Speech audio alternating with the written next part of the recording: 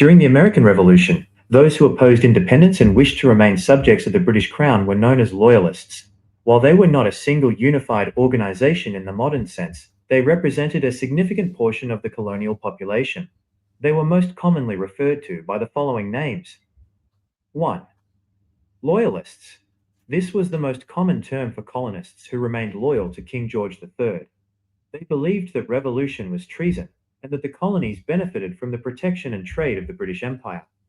2. Tories. This was a political label used primarily by the Patriots, those supporting independence, to insult their opponents. It was named after the Tory party in Great Britain, which traditionally supported the power of the monarchy and the established church. 3. Royalists, or King's Men. These terms were often used to describe individuals who held official colonial offices under the Crown, or those who served in provincial regiments, loyalist militias, to fight alongside the British Army. Key characteristics of the Loyalist movement. Composition. They included wealthy merchants, Anglican clergy, and Crown officials, but also many enslaved people and Native Americans who believed the British would better protect their rights than the American revolutionaries. Military involvement. Approximately 19,000 to 25,000 Loyalists fought in organized provincial units for the British, such as the King's American Regiment and the Butler's Rangers. Outcome.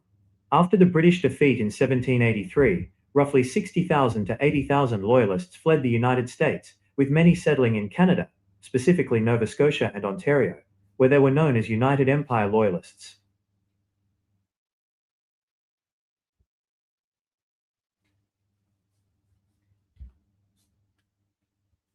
During the American Revolution, those who opposed independence and wished to remain subjects of the British Crown were known as loyalists. While they were not a single unified organization in the modern sense, they represented a significant portion of the colonial population. They were most commonly referred to by the following names. 1. Loyalists. This was the most common term for colonists who remained loyal to King George III. They believed that revolution was treason, and that the colonies benefited from the protection and trade of the British Empire. 2. Tories.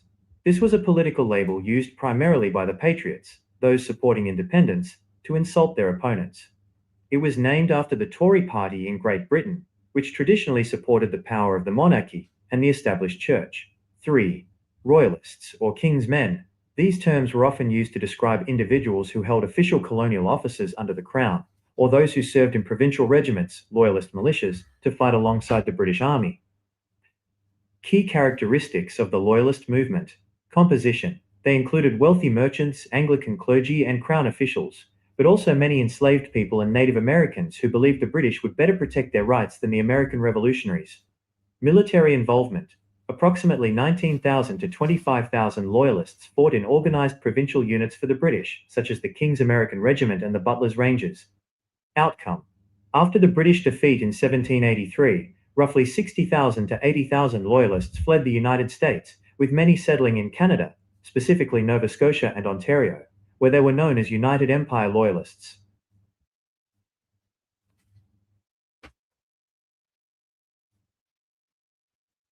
During the American Revolution, those who opposed independence and wished to remain subjects of the British Crown were known as loyalists.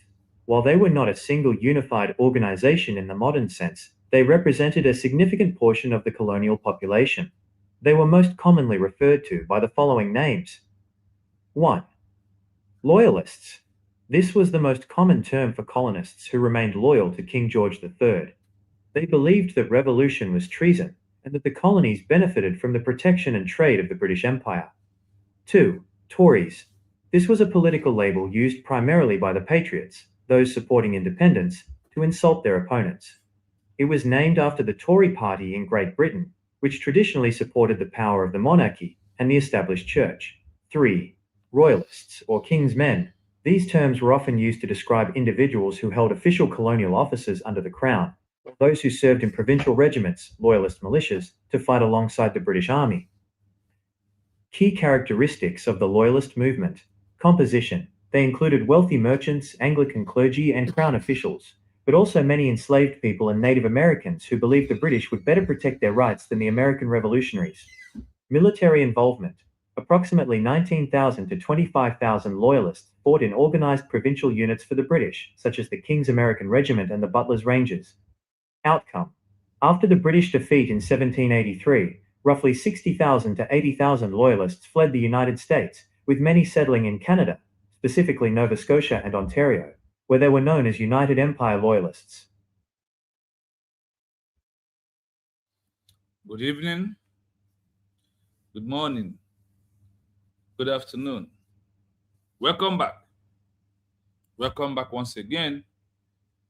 We had our 2 days offline to do our findings and our research. And we are back. Get more new research and more things you need to know.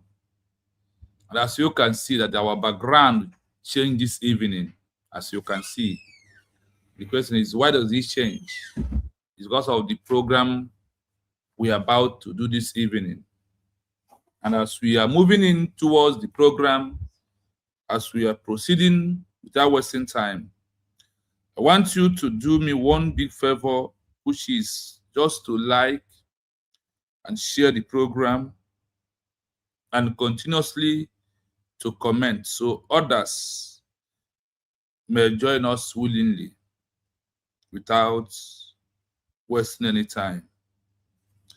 In our today program, it's about the names that you see here on our headline today, why those names are there, and why this video and these pictures you see here today is taking us back to back line of this movement that we are into, and all the things that are happening, and those that already happened before this day. That is why our background changes this evening. That is why I want to know something as we are proceeding this evening, that we may have a lot to learn. We may have a lot to learn. You can see the full, as I am going to place the way we normally do it on the screen. Exposition, why Ogenkere, Chiamka AJAEREE, MMADUBU called police on 2nd of December 2024 in Redeclaration of United States of Biafra in Finland. Why did the police come? And who was those who called the police? You know that we never really take time to analyze why they called police. And who are those who called the police? Remember those who, with Chiamka, they told us that they have plan A, plan B, and plan C. What was the plan A? What was the plan C? What was the plan B? The plan B is what happened on the 2nd of December 2024. But by the special grace of God, our DPM has already beat them hands down by redeclaring Biafra on November 29, 2024. Something happened, something very serious happened that day. But we undermined it and look at this, it's nothing. Those police that came, the information that was being given to them by Ogenkere, MMADUBU, Chioma Okoma, Bryce Nokoma, and all of them that you see today that are on the fallback bridge before they depart into BGC and BRC and whatever they are into. The intention was that nobody will declare Biafra on 29 of November. Eventually, the declaration happened, the declaration happened by our DPM, with the re-cabinet members who, asked them to choose as those are going to govern the Biafran people immediately after our declaration. There's something happened there. That's really those that choose to work with the government of USB after our peaceful declaration. Those men and the women stand that Biafra should be redeclared on November 29, 2024. Then those that are no longer relevant in the movement of having Biafra as a country was the one that made all the noise that you are hearing so far in social media. Because of what? They knew that after the peaceful declaration, that their job has ended automatically. And they are no longer going to be relevant in the movement of restoring USB as a country. One, they will have no position. Two, no way to talk to Biafrans. Three, their work has ended. So instead of them to allow their work to end, what happened? It triggers them into what you see today. Calling police in Finland by Ogenkere, MMADUBU, Chiamka, AJAEREE, Bryce Nokoma, Shioma Okoma, and all of them that are around themselves, that you will see that on the day of the declaration, in the front seat where they are, they refuse to stand up, they refuse to clap, they refuse to do anything, proving that Biafra has been declared in November 29.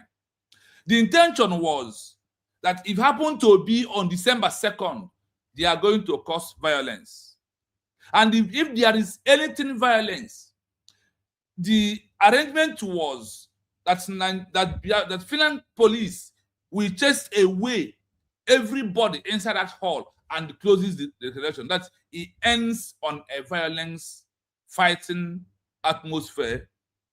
Then you will never say that you have a peaceful declaration. Then the international global community, the allies, anybody who believes in that declaration or that there is a constitution, there is a existing law, all this 21st century could have been against USB declared.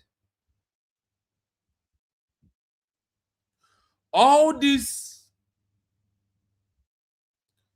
all these existing laws we are mentioning here, day in, day out, could have been against USB declared, and we could have been running, and there is no backup law.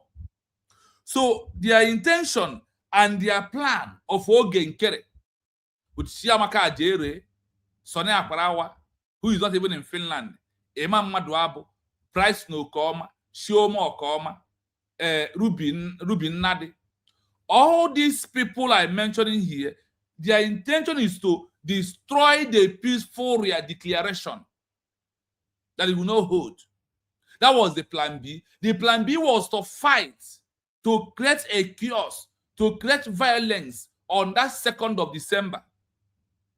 So when the violence is going on, or when Chiamka, AJAEREE, who they plan to use something to break somebody's head, anybody who come close to stop him, to stop the fight, then blood of that person will come out from his body. Then the police of Finland will arrest and chase everybody away.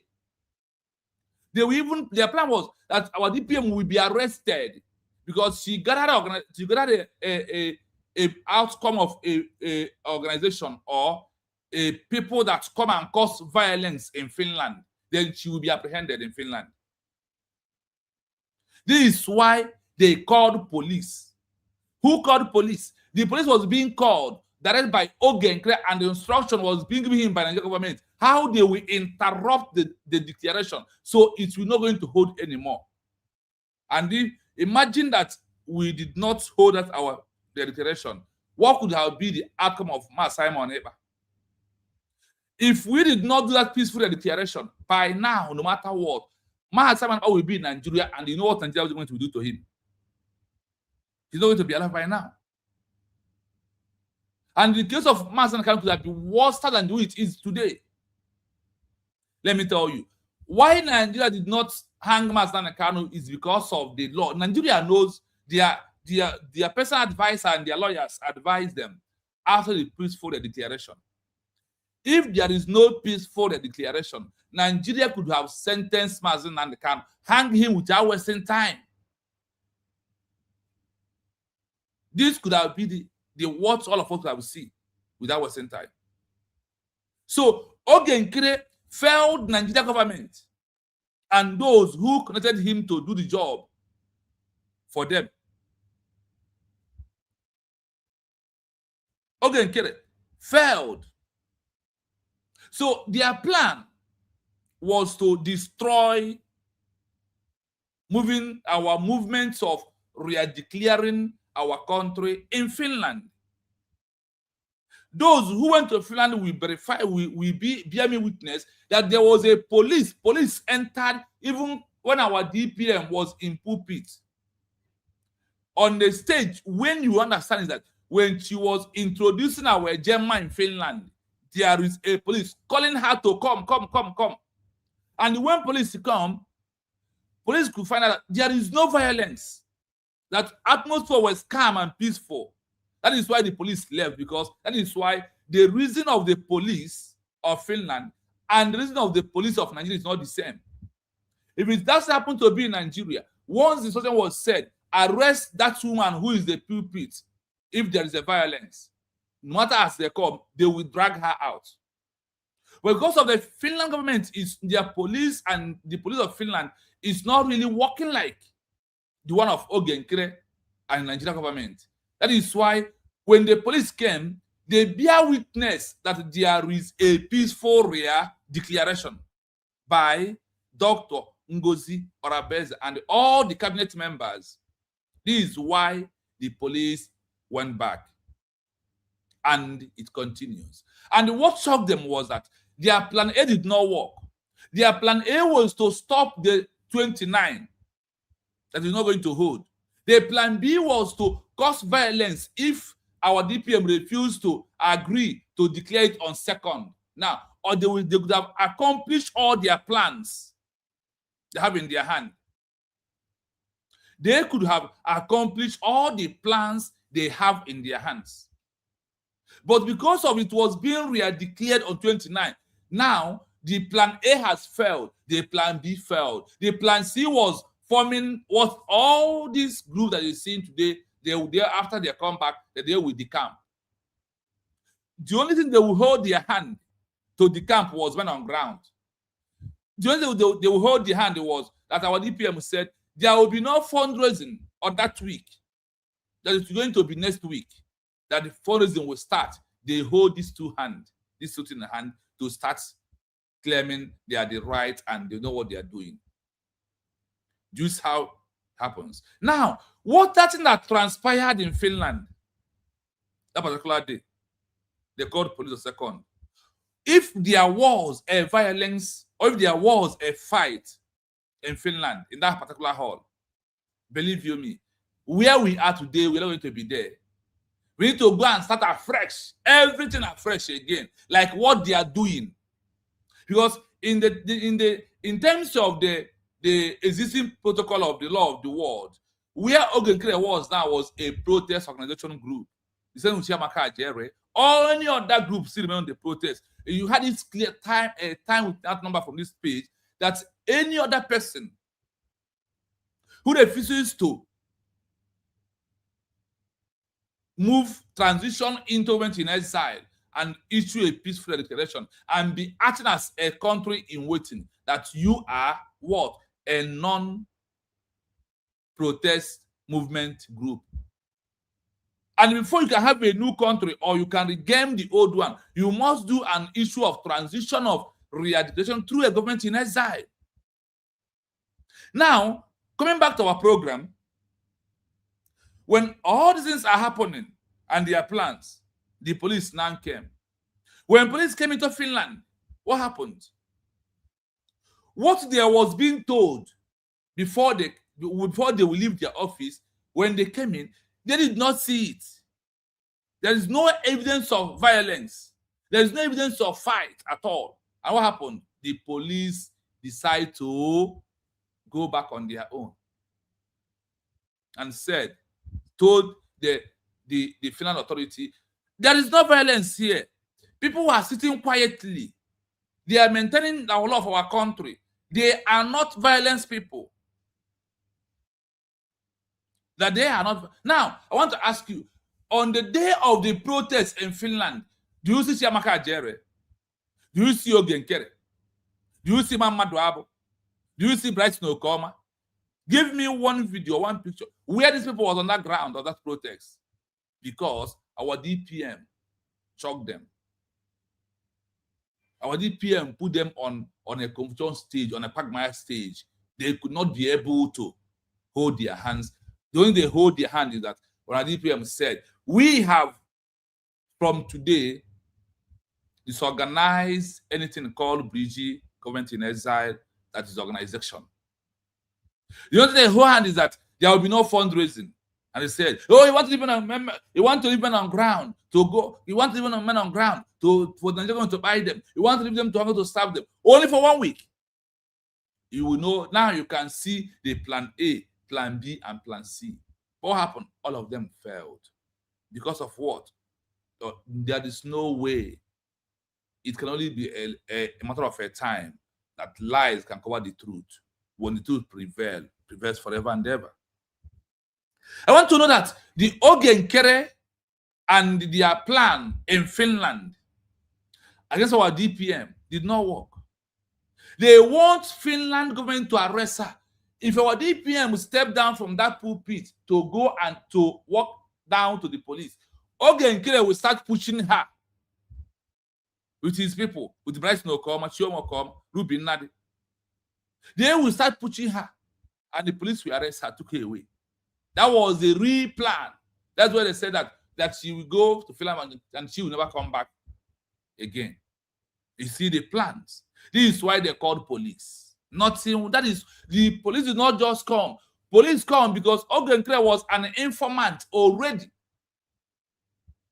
And what scattered Ogenkere plan was the redeclaration of the USB redeclared November 29, 2024. These areas that shock Ogenkere the most. And now, when these areas shock them, and there's nothing they can do again, that our DPM has defeated them with all their evil plans. Now, they switch into plan C. The plan C was to fall back and claiming that he is this, he's that, he's the ATM, he's the prime minister, and all these things are still happening today.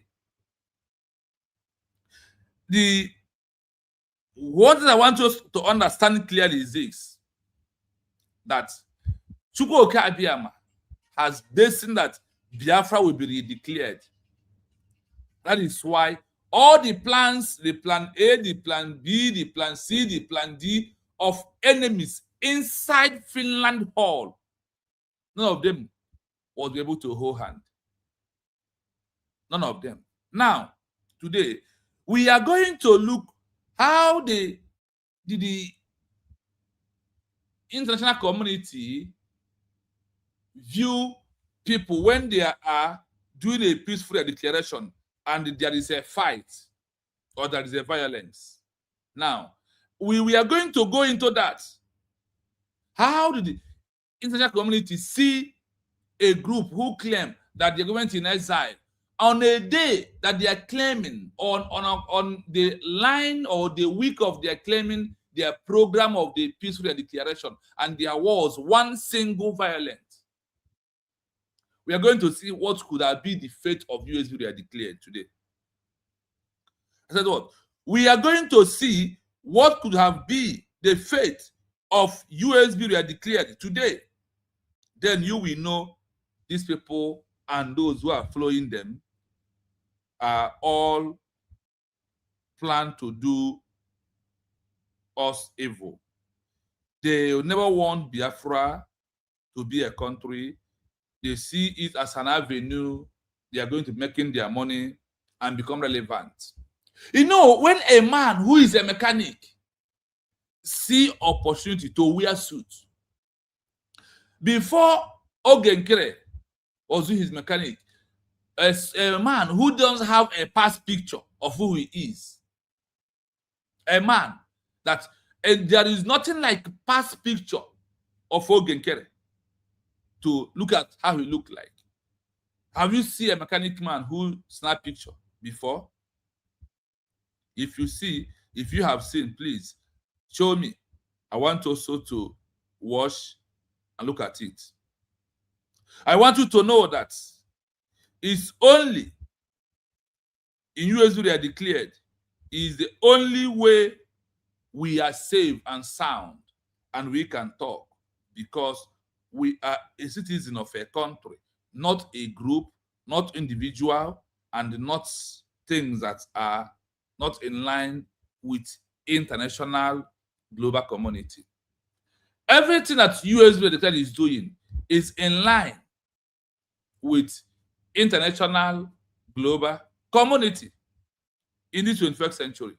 That is why we have to be happy that we are on the right track, and also be happy that the prayers and the plans of the Ogenkere and Chiamka AJAEREE with MMADUBU and I don't know never works, because that is how the people you see here. Then you will see the two ladies who understand why we have to redeclare, and why redeclaration is only way to save the life of Masterminded Kanu, the life of Simon Ebanjoko, the life of all Biafrans that are being imprisoned.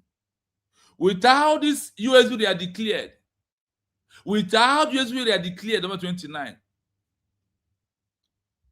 you or me will not have a strong mouth anymore talk about Biafra. Because I have given you different countries and authorities and how what law holds in this 21st century, how you can achieve your country. That it's not by hearsay, it's not by how I feel, what I think, what I know, or how many years I have been here to talk about Biafra. No. But it is about the legal rights of having Biafra as a country is one of the most important things at this stage. So, Biafrans, we need to thank our DPM for saving our life. You know, when they sing another savior, she is another savior of our own time. There is nobody who would have saved us.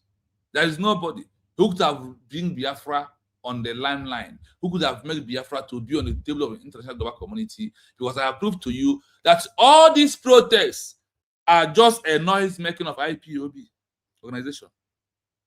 And the IPOB is not the prayer of Masterminded Kanu. I remember he prayed that let's what?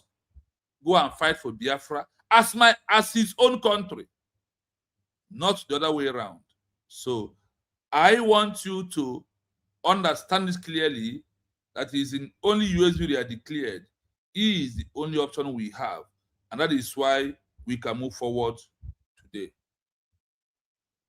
So I want to greet everyone in the comment section before we go into what I have for you fully this night. Remember, I have also played out what happened in America and how over 60 to 80,000 Americans disappeared, traveled, because of what? They live in exile. They died in exile. Why?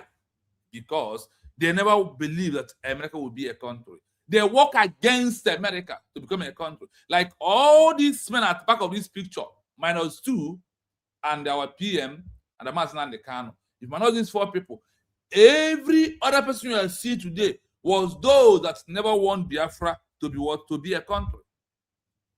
And that is why you who believe in USB they are declared must support USB as your own country.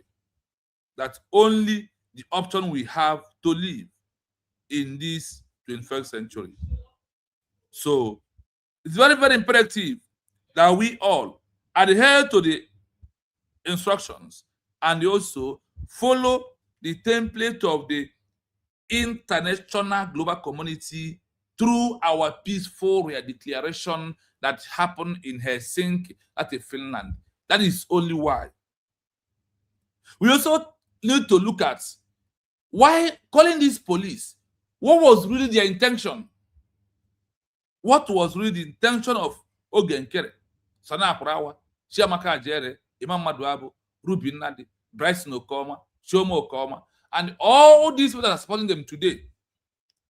Can you ask them, Why do they call police in Finland? That police that came on December 2nd, what is the meaning of that police? And how the police came into that station? And when our DPM was on the pulpit, showcasing our currency, and they are calling her to come. Why and who does that? So that is why it's important that you know why you and USB are declared, because it's not just a mere story, but it is a right for us to do what? To achieve our own country. Without USB are declared, what could have been the fate of all Biafrans? Is one question that always comes into my mind after I have seen all the things I have found within myself. So please, I urge you for only one thing: like and share the program so other people will join us. Please endeavor to do that. That is the highest thing you can do for me. By doing what? By liking and sharing the program. This is one of your own USB researcher,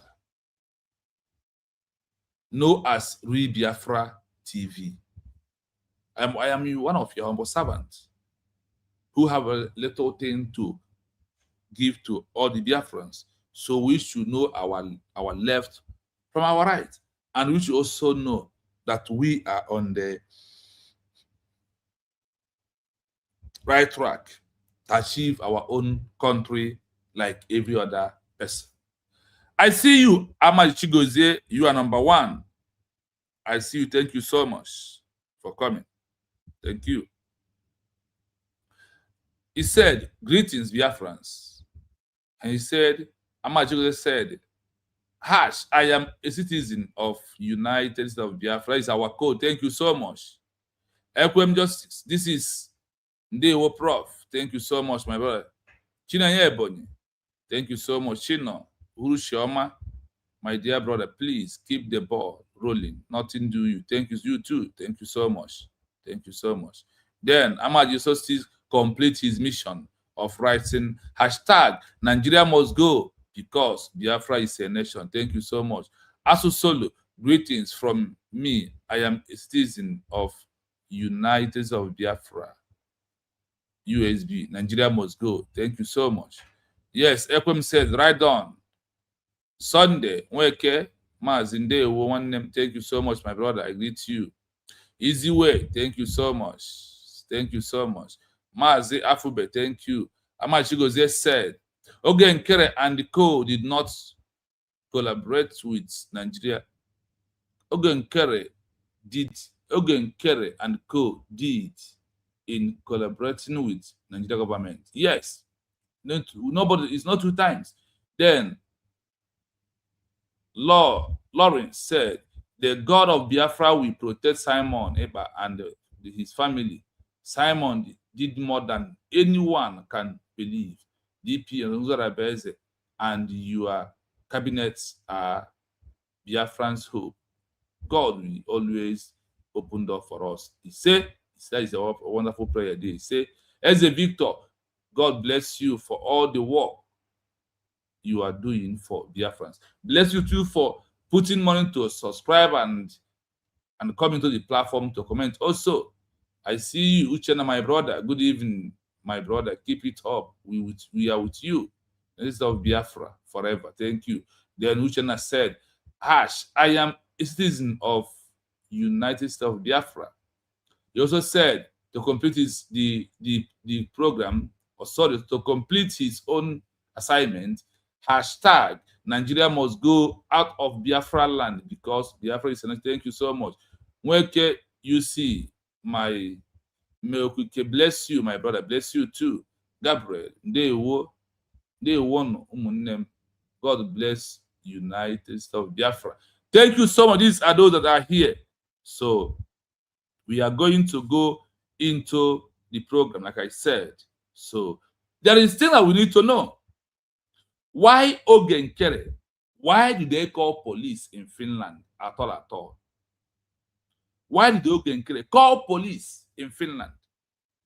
And if what was their plans B could have happened in Finland, there were many arrests, and our declaration could have not been what it is as you are seeing it today, because there is how the international global community look at everything.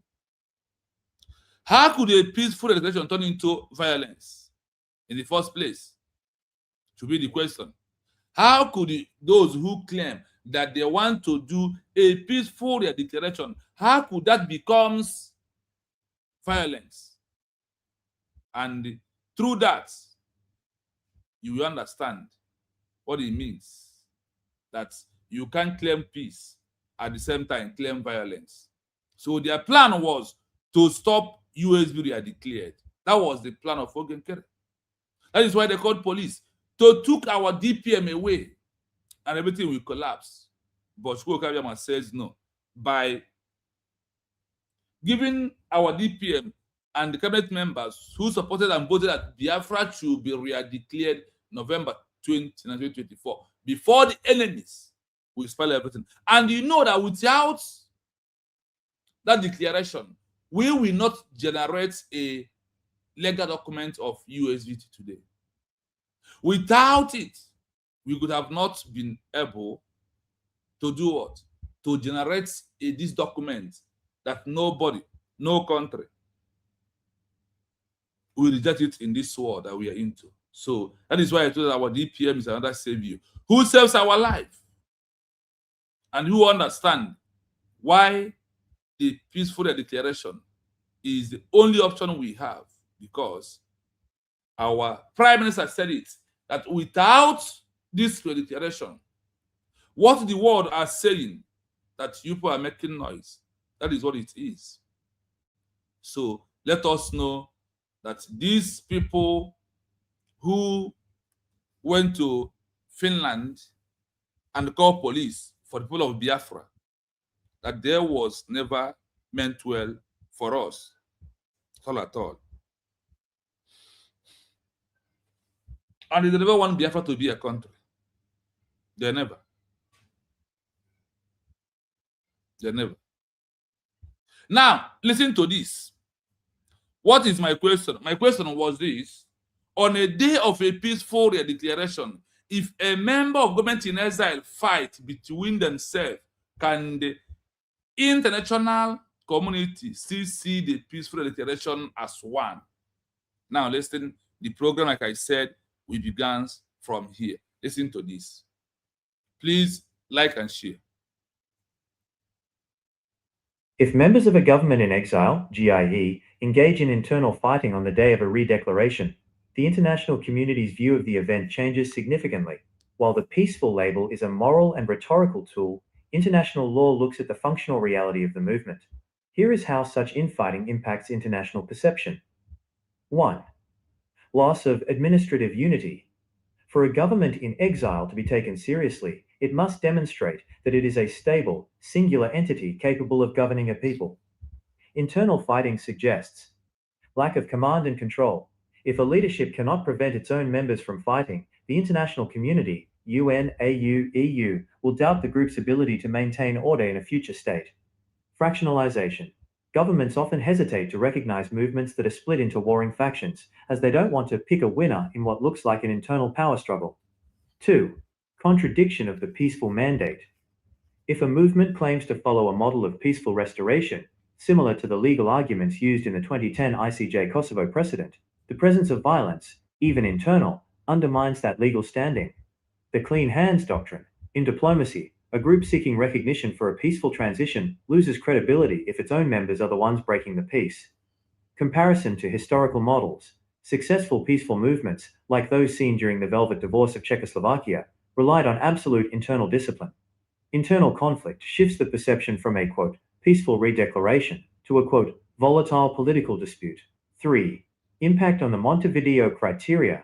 Under the Montevideo Convention, a government must show it has the capacity to enter into relations with other states. If there is infighting, foreign diplomats may ask, who is the actual representative? Violence among members signals that the government does not yet have a stable political existence. 4. How the international community categorizes the event. If fighting occurs, global observers will likely categorize the day in one of three ways. Type of conflict. International perception. Factional infighting. Viewed as internal instability. Recognition is usually withheld or delayed. State-led provocation. If a state agent causes the fight, the movement may still be seen as peaceful. Armed discipline. If the movement uses force to clean up its own members, it is seen as an armed organization, not a peaceful one. The peaceful threshold. To maintain the peaceful status, the burden of proof is on the government in exile to show that any violence was an isolated incident by unauthorized individuals, rather than a failure of the administration itself.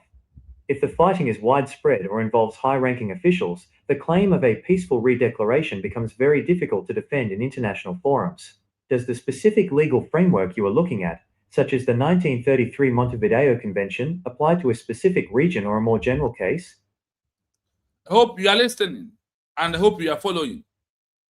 I want you to see how they could have beat us if plan of Ogenkere, Chiamka AJAEREE, Sonny Aparawa, MMADUBU, Petty, and all these people that are making noise today, if they would have succeeded. Look at how the international global community is seeing that it's no longer peaceful. And then they will withdraw their hands. The law that's supposed to protect us as we went in exile and issue a peaceful declaration could have been withdrawn from us. It would have been what? Withdraw from us. Because of what? Because of fight of Ogenkere, Chiamka AJAEREE, because of their plan. You see that their plan B, why did not work? And the only thing that worked a little bit for them is the plan C of them having their own group. That was just what happened. So you see that the way, and yes, he's on it. So you could use that if there is anything that day, if there is any fight, they break it into 4 categories. Internal fight. There, they will come and ask, who is the leader? 1. And as we proceed, you will hear more about it. Because why are we saying this? I am doing this for you to understand the plans of these criminals. How they plan to destroy everything that we could have been, everything that is a battleground for us today. They would have denied us access of even people will not come back peacefully. Some will be detained, some will be released under the name of the country where they are, because of they have their paper, and Finland has the right to hold people that come for a conference. If the conference becomes violence, what you will do? Send them back to their countries. This was a plan of Ogenkere.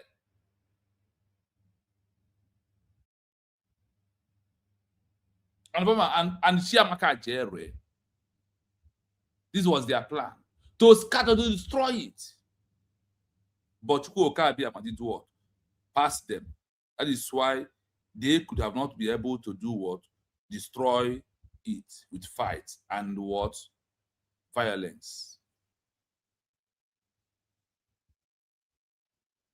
In the eyes of international law and diplomatic observation, the characterization of a peaceful redeclaration depends heavily on the source and nature of the violence. Here is how that situation is typically analyzed. 1. The source of the conflict. The primary factor is whether the violence was initiated by the movement or was a defensive reaction to external suppression. Institutional discipline. If the government in exile, GIE, explicitly commands or authorizes its supporters to engage in combat on the day of the declaration, it generally loses the peaceful status. International observers and bodies, like the UN or ICJ, look for a commitment to non-violence as a marker of legitimacy for modern independence movements. State suppression. If a peaceful gathering is met with force by a state security apparatus and the group remains non-violent or engages only in passive resistance, the declaration is still viewed by the international community as a peaceful act of self-determination. 2. The Montevideo Convention and statehood. Under the Montevideo Convention, 1933, one of the criteria for statehood is the capacity to enter into relations with other states. If a group is involved in active infighting or armed conflict on the day of its declaration, it can signal to the world that the group lacks the stable administrative control required to be seen as a functioning government. Widespread fighting can suggest that the government does not yet have a permanent population or defined territory under its peaceful administration. 3. Internal versus external fighting. The peaceful label is affected differently depending on who is fighting. Infighting, internal. If two factions within the same movement fight each other, it severely damages the claim of a peaceful redeclaration. It suggests a lack of unity and administrative readiness. Defensive conflict. If the group is attacked and fights back, it may be classified as an armed struggle for liberation rather than a peaceful declaration. Historically, movements like the FLN in Algeria moved between these categories. 4. The legal precedent. The 2010 ICJ advisory opinion on Kosovo established that declarations of independence do not, in themselves, violate international law. However, the legitimacy of that declaration in the court of global opinion often hinges on whether the movement is seen as an aggressor. Summary table. Scenario: status of peaceful claim. Group initiates attack. Lost, categorized as an armed uprising. Group is attacked, remains non-violent. Maintained, seen as a peaceful movement suppressed by force. Factional infighting. Lost, seen as internal instability. Armed self-defense, debatable, usually shifts the classification from peaceful to liberation struggle. In short, for a declaration to be recognized as peaceful by international legal standards, the movement must demonstrate complete institutional control over its followers to ensure no violence is initiated on its behalf. I hope you are listening. And I hope you are following. Like I said, I am doing this to prove to you what was their plan and why they called police. When they called police, they told police that there is infight inside the hall. That is not like peaceful declaration. And they should come to arrest the leader who organized and who is the pulpit that is addressing the people, that she is the number one person that is causing the violence. Now, when the police comes in, they could not find anything violence. There is nothing what violence in that particular day.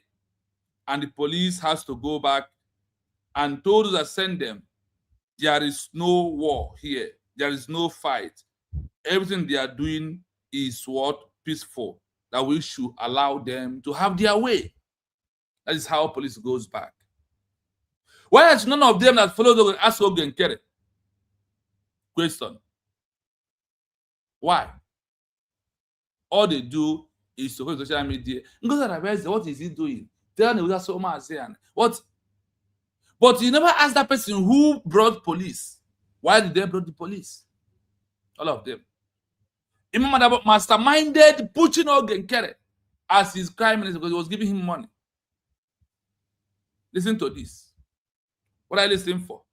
What would have been the state or the fate of the USB on the 29th November Redeclaration Convention if Ogenkere, Chiamka AJAEREE, Sonny Akwarawa, Chike, MMADUBU, and all of them decide to interrupt the declaration with violence and fighting?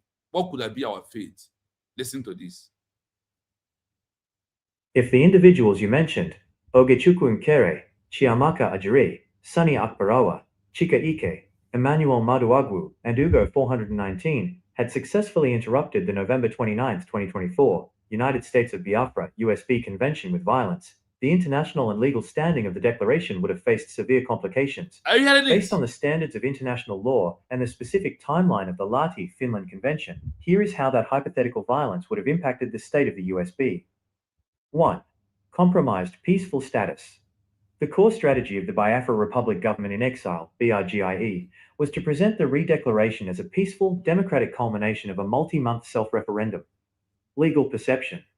If high-profile internal figures or former associates, like those you named, engaged in fighting during the event, the United Nations and other international observers would likely have reclassified the movement from a peaceful restoration to an internal power struggle or factional conflict. The clean hands argument. To gain sympathy in the West, a movement must show it can maintain order.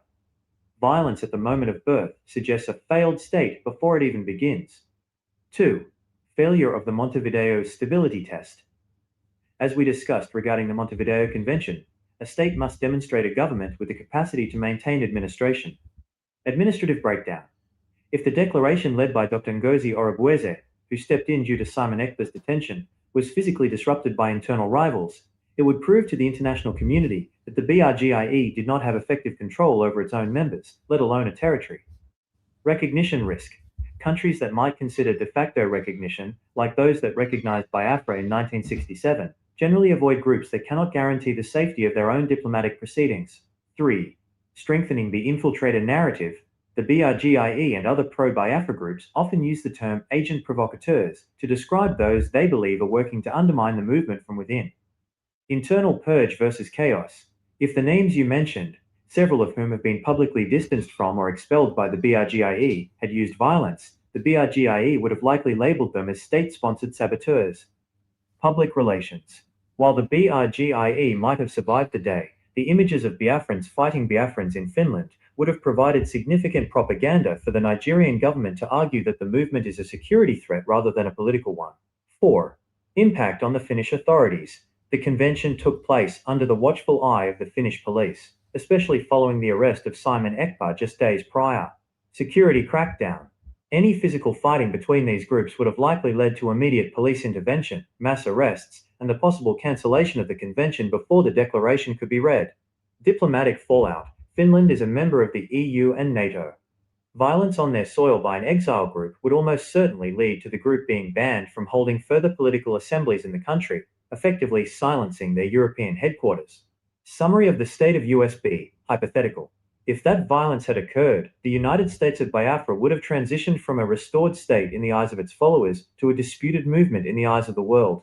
Instead of a historic redeclaration, the day would have been remembered as a factional brawl, making it nearly impossible to argue for sovereignty under international law in 2025 and 2026. I hope you are listening. Now you could see the plans of the Plan B of Ogenkere in Finland. Where the Plan B could have landed us if our DPM did not smart them and redeclare Biafra. If our DPM did not play that intelligent movement on their head, that is why they are crying, because their plan never worked. The money that was being given Ogenkere for Ogenkere to stop the declaration, the money Ogenkere could use that money to do anything. Because Ajaemma destined that Biafra will be redeclared, and only through the declaration. No redeclaration from government in exile, no Biafra as a country. Listen again before we go into our analysis. Listen. If the individuals you mentioned, Ogenkere, Chiamka AJAEREE, Sani Akbarawa, Chika Ike, Emmanuel Maduagwu, and Ugo 419, had successfully interrupted the November 29, 2024, United States of Biafra USB Convention with violence, the international and legal standing of the declaration would have faced severe complications. Based on the standards of international law and the specific timeline of the Lahti Finland Convention, here is how that hypothetical violence would have impacted the state of the USB. 1. Compromised peaceful status. The core strategy of the Biafra Republic Government in Exile, BRGIE, was to present the redeclaration as a peaceful, democratic culmination of a multi-month self-referendum. Legal perception. If high-profile internal figures or former associates, like those you named, engaged in fighting during the event, the United Nations and other international observers would likely have reclassified the movement from a peaceful restoration to an internal power struggle or factional conflict. The clean hands argument. To gain sympathy in the West, a movement must show it can maintain order. Violence at the moment of birth suggests a failed state before it even begins. 2.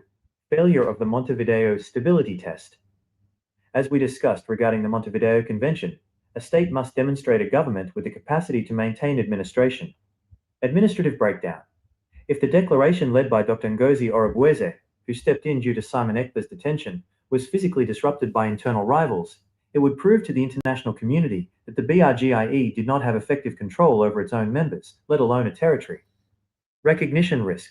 countries that might consider de facto recognition, like those that recognized BIAFRA in 1967, generally avoid groups that cannot guarantee the safety of their own diplomatic proceedings. 3. Strengthening the infiltrator narrative. The BRGIE and other pro-Biafra groups often use the term agent provocateurs to describe those they believe are working to undermine the movement from within. Internal purge versus chaos. If the names you mentioned, several of whom have been publicly distanced from or expelled by the BRGIE, had used violence, the BRGIE would have likely labeled them as state-sponsored saboteurs. Public relations. While the BRGIE might have survived the day, the images of Biafrans fighting Biafrans in Finland would have provided significant propaganda for the Nigerian government to argue that the movement is a security threat rather than a political one. 4. Impact on the Finnish authorities. The convention took place under the watchful eye of the Finnish police, especially following the arrest of Simon Ekpa just days prior. Security crackdown. Any physical fighting between these groups would have likely led to immediate police intervention, mass arrests, and the possible cancellation of the convention before the declaration could be read. Diplomatic fallout. Finland is a member of the EU and NATO.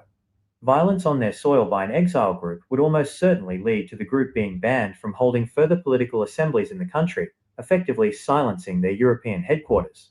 Summary of the state of USB, hypothetical. If that violence had occurred, the United States of Biafra would have transitioned from a restored state in the eyes of its followers to a disputed movement in the eyes of the world. Instead of a historic redeclaration, the day would have been remembered as a factional brawl, making it nearly impossible to argue for sovereignty under international law in 2025 and 2026. I hope you are following. Now, do you see why they cried that the Plan B failed?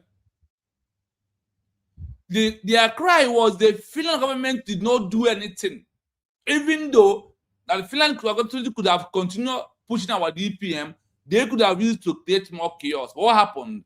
That the real declaration has already been done and signature has been signed and handed over.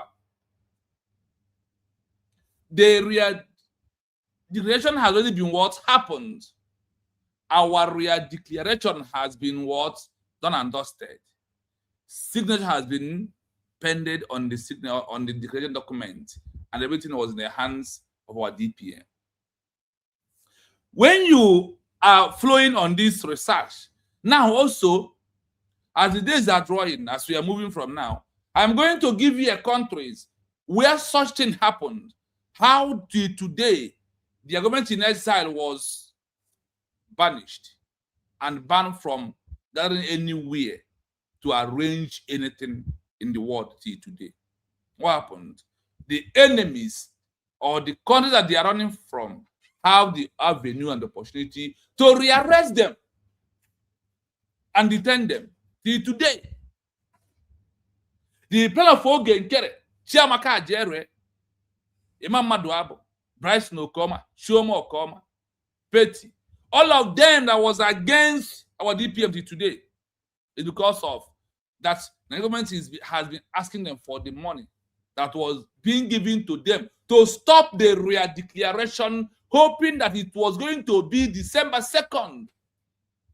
Then our DPM, using the word of Masterminded, that Biafra depend on the situation around us. It's either then or before then. And it happened before then. What was the wrong thing? If you do not have any, if there is no any ulterior motive of all these enemies,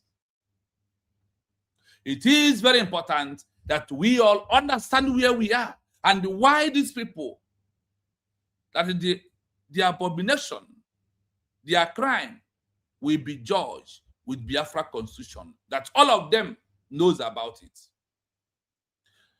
It's not about what they are doing today, because they have already done what failed.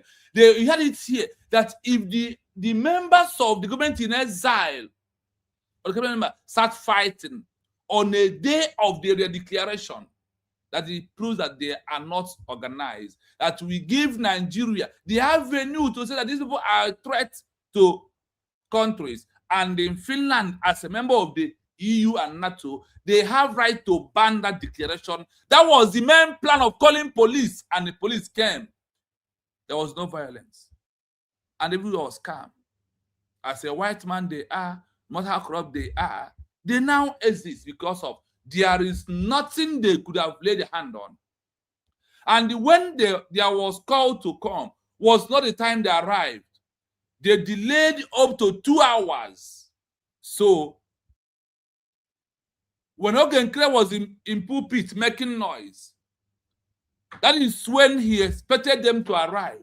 Then they arrived after Ogenkere climbing on the pulpit. That is why the Finland government shocked them.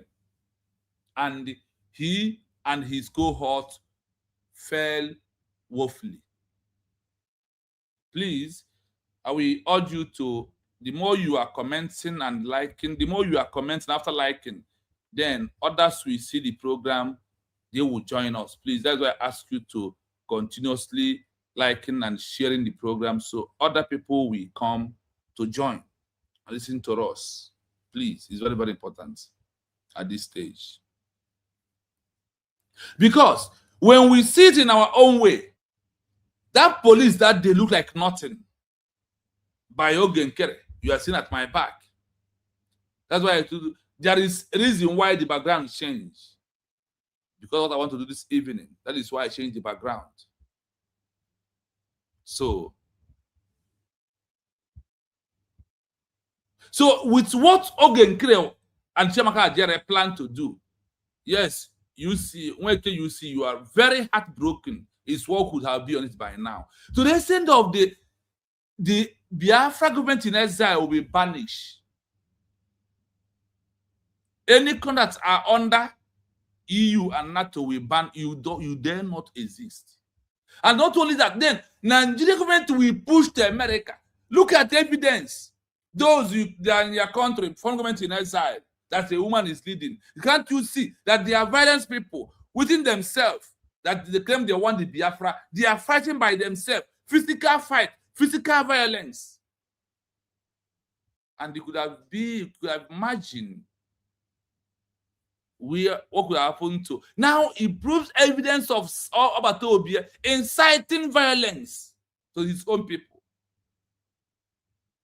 Anything as he's being charged of becomes reality. Ogenkere wanted to use December 2nd to prove to that what makes Nigeria government to collude the Finland to rest Obatobi, and it's a pure truth. That was the real intention of Ogenkere and Sonaya Parawa, Chiamka AJAEREE. All these people you see at my back against this innocent woman who decide that we should have our own country based on the 21st century law of the peaceful Redeclaration.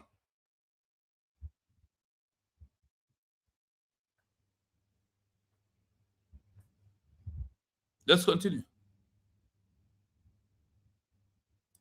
The way I answered the question, I was the one who put their name. Let me see. Now we are waiting for the countries where such a thing happened to once it's loaded, then you will see, then you will understand exactly why we must thank our DPM. Number one is that's the courage of that peaceful declaration. Number two is the level of maintaining that peace. Because of the plans of Ogenkere was being failed, did any of you saw Ogenkere in that protest in Finland? Did you see Ogenkere anywhere? Did you see Ogenkere anywhere?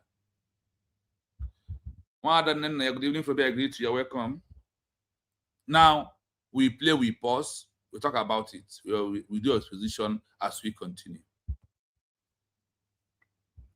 If the individuals you mentioned, Ogenkere, Chiamka AJAEREE, Sunny Akbarawa, Chika Ike, Emmanuel MMADUBU, and Ugo 419, had successfully interrupted the November 29, 2024, United States of Biafra USB Convention with violence, the international and legal standing of the declaration would have faced severe complications. Are you hearing it? It could have faced a very severe consequences.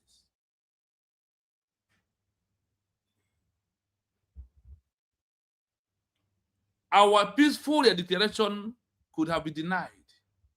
The same way Biafra denied in 1967 to 1970. If there is anything in-house fight, physical violence in Finland, no way, no allies. Even though that recognized us before, we withdraw it back, proving that we are not ready to govern ourselves.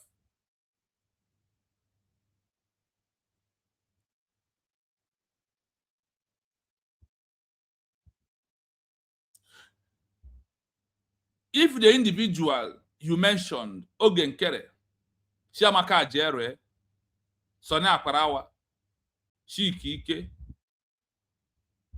Emmanuel MMADUBU, Ugo 419, if these people has had successfully interrupt the November the 29th, the world has already knew that Biafra was redeclared on November the 20th, 2024. The world knows about that. The convention with violence, the international and legal standing of the declaration would have faced a severe disappointment, a very big, severe problem. Do you see why? Yes, when you see, honestly, you're on spirit this evening. Mommy blessing, you're welcome. Thank you. Gabriel, you're welcome. Thank you. Onyangos, my brother, you're welcome all the way from homeland. Please hit the like button, please. Please, I want you to hit the like button. You see why our DPA maintained peace up to today, proving ready to govern his people no matter the people's character, no matter the people's action, to remain calm. Even though she that has the legal rights on her hand, the legal document used to be declared, to took anyone to court, she never did that. Because of what? Because she's a mother of peace. And she don't want the international community to see us as a violence, as a chaos group, rather, that we are one people who understand what we want, waiting for it. Standards of international law and the specific timeline of the Lahti Finland Convention. Here is how that hypothetical violence would have impacted the state of the USB. Are you hearing it? 1. If they succeeded, and the only why they do not succeed was because of it was redeclared 29 on our way. Our DPM would from Madam Ramunisi. Na plan Chiamka AJAEREE. What a woman can do, a woman can do. What a man can do, a woman can do it better.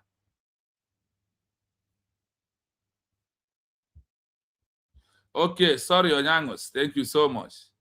Onyangos, thank you. Wada, thank you so much. Please hit the like button, please. Based on the standard of the international law and the specific timeline of the Lahti Finland Convention, here is how that historical violence would have impacted the state of the USB. Now, this is how this thing would have caused us more heartbroken, more heart attack, more strokes of our people, and more things that we could have never been able to imagine that could have happened to us if Biafra was not yet declared. The plan of Ogenkere was not at the second that they are going to agree to be redeclared. The plan was totally not to be redeclared at all. The plan of Ogenkere and his men was what? That they never want Biafra to be redeclared at all. That is why evidence of it is that what brought police? Why did they bring police in Lahti, Finland on 29th of November? Why? Why did they bring police? Why did Ogenkere, MMADUBU, Chiamka AJAEREE, Bryce Nokoma, Chioma Okoma, Ruben Nadi, Petty? Why these people that gathered in Finland, why did they call police in the first place? And why that when the police came, that our DPM was in pulpit, introducing our Ajaemma, they was calling her to leave the the declaration and come down. If Chi could have stepped away because of police and go down, Ogenkere would have seen an avenue to destroy everything. If there's any single fight happen that day, we have lose our respect, we have lose our ground, and we have lost everything totally. That was the plans of these evil men. Let's continue. They call it number one. Compromising peaceful status is how the standard of the international law. They call it what? Compromising peaceful status of USV were declared if there is any atom of violence, fighting, or in-house fighting that day. Listen. Compromised peaceful status. The core strategy of the Biafra Republic government in exile, BRGIE, was to present the Redeclaration as a peaceful, democratic culmination of a multi-month self-referendum. Are you hearing it? This is an international standard, and how they see a peaceful declaration and what it is in their own view and in their own understanding. That's why I told that Biafra recognition after USV are declared is not about what we think. It's not, none of them who is against us right now is the one deciding the criteria, the rules, the existing protocol to achieve Biafra recognition as a country. None of them is the one giving it. None of them. The core strategies of the Biafra Republic government in exile was to present the Redeclaration as peaceful, democratic communication of the multiple month self-referendum of USV declared. Tina, I see you. Good evening from here. Careful. Good evening from here. Thank you so much. Now, because of what? If they could have succeeded, stop USV declared, or cause violence, you had it here, it becomes a compromised status, peaceful declaration that we have given the enemies chance to prove to them, for them to prove that they are the one right, that we are wrong, that we are not matured to have our own country. Exception.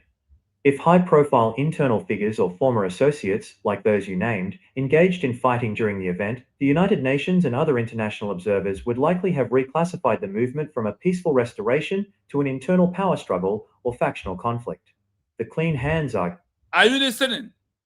What will be the fate of USV are declared if there is a violence? If there is. The only why there was no violence was because of it was redeclared on our way to Ogenkere, Chiamka, AJAEREE, Sonny Akparawa, MMADUBU, Bryce Nokomashi. They never knew that it's on 29. That is why we have the atmosphere peacefully. If they waited and we didn't do that thing that was planned and until December 2nd, December 2nd will never come for peaceful declaration. It's going to be a day of the highest violence you could ever see this movement. And the leaders, you had it here that people will be arrested, people will be detained, people will be deported, and a lot of things happened. Please, if you never like the program, I want to hit like button, please. You never do so, I want to do so. Legal protection. If a high-profile internal figure or former associates, like those you mentioned, those you named, engage in fighting during the event, the United Nations and other international observers would likely have reclassified the movement from a peaceful restoration to an internal power struggle, a functional conflict. Are you following? This is how they were going to classify everything. You see why when I said we have to thank our DPM, Agowine, and all the cabinet members, those who stand till today, they are all another savior in our life, because if there is no peaceful declaration that hold that day, nobody will be proud to talk about Biafra. or less around something like IPOB organization. That is only way.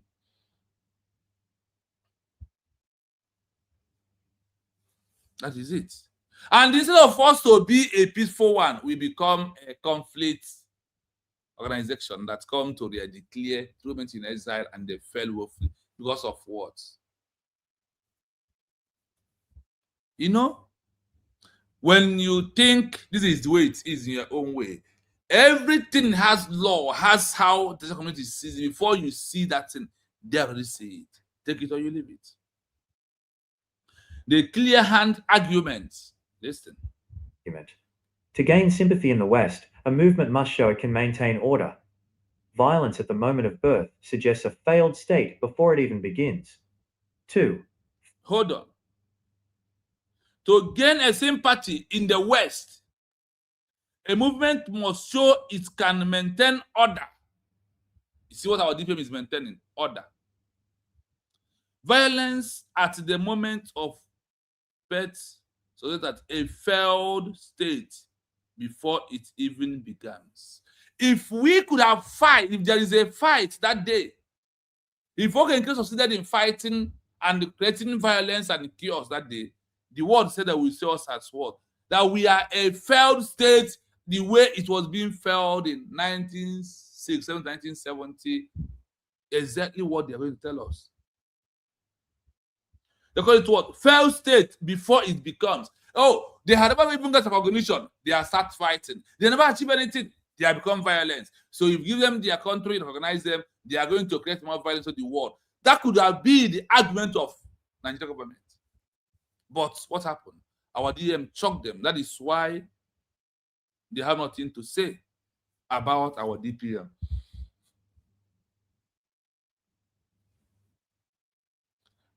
To gain sympathy in the West, a movement must show it can maintain order, violence, and the movement of birth. So that's proving that the new country is what? A failed state. Because of what? Internal fight, physical. Not even the one on social media. That's a sending of blow, or somebody got a little bit injured in Finland, could have denied us everything. They are not fighting 29 because of second, the Ogenkere and his men, who in their cool mind won't be able to be declared on second. No. Because of what? They already have their plans and how they want to execute their plan. That is only why they are fighting. That is only why they are crying like crybaby. Let's continue. Failure of the Montevideo Stability Test. As we discussed regarding the Montevideo Convention, a state must demonstrate a government with the capacity to maintain administration. Administrative breakdown. If the declaration led by Dr. Ngozi Orubueze, who stepped in due to Simon Ekpa's detention, was physically disrupted by internal rivals, it would prove to the international community that the BRGIE did not have effective control over its own members, let alone a territory. Recognition risk. Countries that might consider de facto recognition, like those that recognized BIAFRA in 1967, generally avoid groups that cannot guarantee the safety of their own diplomatic proceedings. 3. Strengthening the infiltrator narrative. The BRGIE and other pro-BIAFRA groups often use the term agent provocateurs to describe those they believe are working to undermine the movement from within. Internal purge versus chaos. If the names you mentioned, several of whom have been publicly distanced from or expelled by the BRGIE, had used violence, the BRGIE would have likely labeled them as state-sponsored saboteurs. Public relations. While the BRGIE might have survived the day, the images of Biafrans fighting Biafrans in Finland would have provided significant propaganda for the Nigerian government to argue that the movement is a security threat rather than a political one. 4. Impact on the Finnish authorities. The convention took place under the watchful eye of the Finnish police, especially following the arrest of Simon Ekpa just days prior. Security crackdown. Any physical fighting between these groups would have likely led to immediate police intervention, mass arrests, and the possible cancellation of the convention before the declaration could be read. Diplomatic fallout. Finland is a member of the EU and NATO. Violence on their soil by an exile group would almost certainly lead to the group being banned from holding further political assemblies in the country, effectively silencing their European headquarters. Summary of the state of USB, hypothetical. If that violence had occurred, the United States of Biafra would have transitioned from a restored state in the eyes of its followers to a disputed movement in the eyes of the world. Instead of a historic redeclaration, the day would have been remembered as a factional brawl, making it nearly impossible to argue for sovereignty under international law in 2025 and 2026. I hope you are hearing the comparison and how the world could have viewed USB declared. There will be nothing like USB declared if there is a single physical fight or physical violence on that particular day. Nothing for us. Nothing. That was the intention of the enemies who brought Ogenkere, MMADUBU, Chiamka, AJAEREE, all of them together to come and do what? Say that Biafra should never be a country. I will play it again, then we'll see explain. Permit me if the individuals you mentioned, Ogenkere, Chiamka AJAEREE, Sunny Akbarawa, Chika Ike, Emmanuel Maduagwu, and Ugo 419, had successfully interrupted the November 29, 2024, United States of Biafra USB Convention with violence, the international and legal standing of the declaration would have faced severe complications. Based on the standards of international law and the specific timeline of the Lahti, Finland Convention, here is how that hypothetical violence would have impacted the state of the USB. 1. Compromised peaceful status. The core strategy of the Biafra Republic Government in Exile, BIGIE, was to present the Redeclaration as a peaceful, democratic culmination of a multi-month self-referendum. Legal perception. If high-profile internal figures or former associates, like those you named, engaged in fighting during the event, the United Nations and other international observers would likely have reclassified the movement from a peaceful restoration to an internal power struggle or factional conflict. The clean hands argument. To gain sympathy in the West, a movement must show it can maintain order. Violence at the moment of birth suggests a failed state before it even begins. 2. Failure of the Montevideo Stability Test. As we discussed regarding the Montevideo Convention, a state must demonstrate a government with the capacity to maintain administration. Administrative breakdown. If the declaration led by Dr. Ngozi Orubueze, who stepped in due to Simon Ekpa's detention, was physically disrupted by internal rivals, it would prove to the international community that the BIGIE did not have effective control over its own members, let alone a territory. Recognition risk. Countries that might consider de facto recognition, like those that recognized Biafra in 1967, generally avoid groups that cannot guarantee the safety of their own diplomatic proceedings. 3. Strengthening the infiltrator narrative.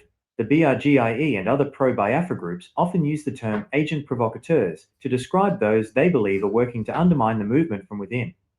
Internal purge versus chaos. If the names you mentioned, several of whom have been publicly distanced from or expelled by the BIGIE, had used violence, the BIGIE would have likely labeled them as state-sponsored saboteurs. Public relations. While the BIGIE might have survived the day, the images of Biafrans fighting Biafrans in Finland would have provided significant propaganda for the Nigerian government to argue that the movement is a security threat rather than a political one. 4. Impact on the Finnish authorities. The convention took place under the watchful eye of the Finnish police, especially following the arrest of Simon Ekpa just days prior. Security crackdown. Any physical fighting between these groups would have likely led to immediate police intervention, mass arrests, and the possible cancellation of the convention before the declaration could be read. Diplomatic fallout. Finland is a member of the EU and NATO.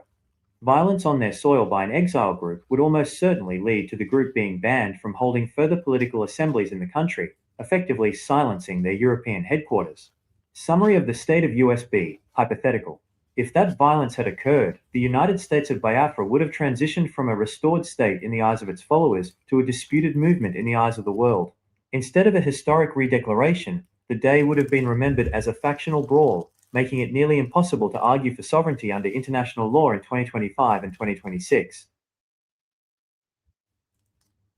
If the individuals you mentioned, Ogenkere, Chiamka AJAEREE, Sunny Akbarawa, Chika Ike, Emmanuel Maduagwu, and Ugo 419, had successfully interrupted the November 29, 2024, United States of Biafra USB Convention with violence, the international and legal standing of the declaration would have faced severe complications.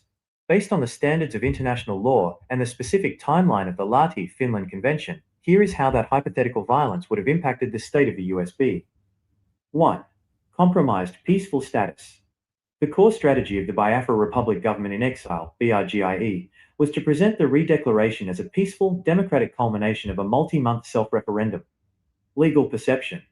If high-profile internal figures or former associates, like those you named, engaged in fighting during the event, the United Nations and other international observers would likely have reclassified the movement from a peaceful restoration to an internal power struggle or factional conflict. The clean hands argument. To gain sympathy in the West, a movement must show it can maintain order. Violence at the moment of birth suggests a failed state before it even begins. 2. Failure of the Montevideo Stability Test. As we discussed regarding the Montevideo Convention, a state must demonstrate a government with the capacity to maintain administration. Administrative breakdown. If the declaration led by Dr. Ngozi Orubueze, who stepped in due to Simon Ekpa's detention, was physically disrupted by internal rivals, it would prove to the international community that the BRGIE did not have effective control over its own members, let alone a territory. Recognition risk. Countries that might consider de facto recognition, like those that recognized Biafra in 1967, generally avoid groups that cannot guarantee the safety of their own diplomatic proceedings. 3. Strengthening the infiltrator narrative. The BRGIE and other pro-Biafra groups often use the term agent provocateurs to describe those they believe are working to undermine the movement from within. Internal purge versus chaos. If the names you mentioned, several of whom have been publicly distanced from or expelled by the BRGIE, had used violence, the BRGIE would have likely labeled them as state-sponsored saboteurs. Public relations. While the BRGIE might have survived the day, the images of Biafrans fighting Biafrans in Finland would have provided significant propaganda for the Nigerian government to argue that the movement is a security threat rather than a political one. 4. Impact on the Finnish authorities. The convention took place under the watchful eye of the Finnish police, especially following the arrest of Simon Ekpa just days prior. Security crackdown. Any physical fighting between these groups would have likely led to immediate police intervention, mass arrests, and the possible cancellation of the convention before the declaration could be read. Diplomatic fallout. Finland is a member of the EU and NATO. Violence on their soil by an exile group would almost certainly lead to the group being banned from holding further political assemblies in the country, effectively silencing their European headquarters. Summary of the state of USB, hypothetical. If that violence had occurred, the United States of Biafra would have transitioned from a restored state in the eyes of its followers to a disputed movement in the eyes of the world. Instead of a historic redeclaration, the day would have been remembered as a factional brawl, making it nearly impossible to argue for sovereignty under international law in 2025 and 2026. Yes, that is their plan, but Ajaemma never allowed them to succeed. This was the really plans of Ogenkere and Nigerian government. Because I told, see, do not think that Nigerian government, do not think that they do not have people that are guiding them and people that are telling them how to follow up and what they will do. You know, everything is coming to be clear as we are stepping into different research and trying to look at what happened to other countries and what is happening to us at this time that we are into.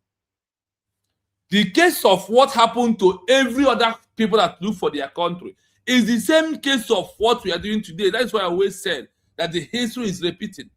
That's why I said we will not achieve Biafra without other countries' history repeating in our own case. It must repeat.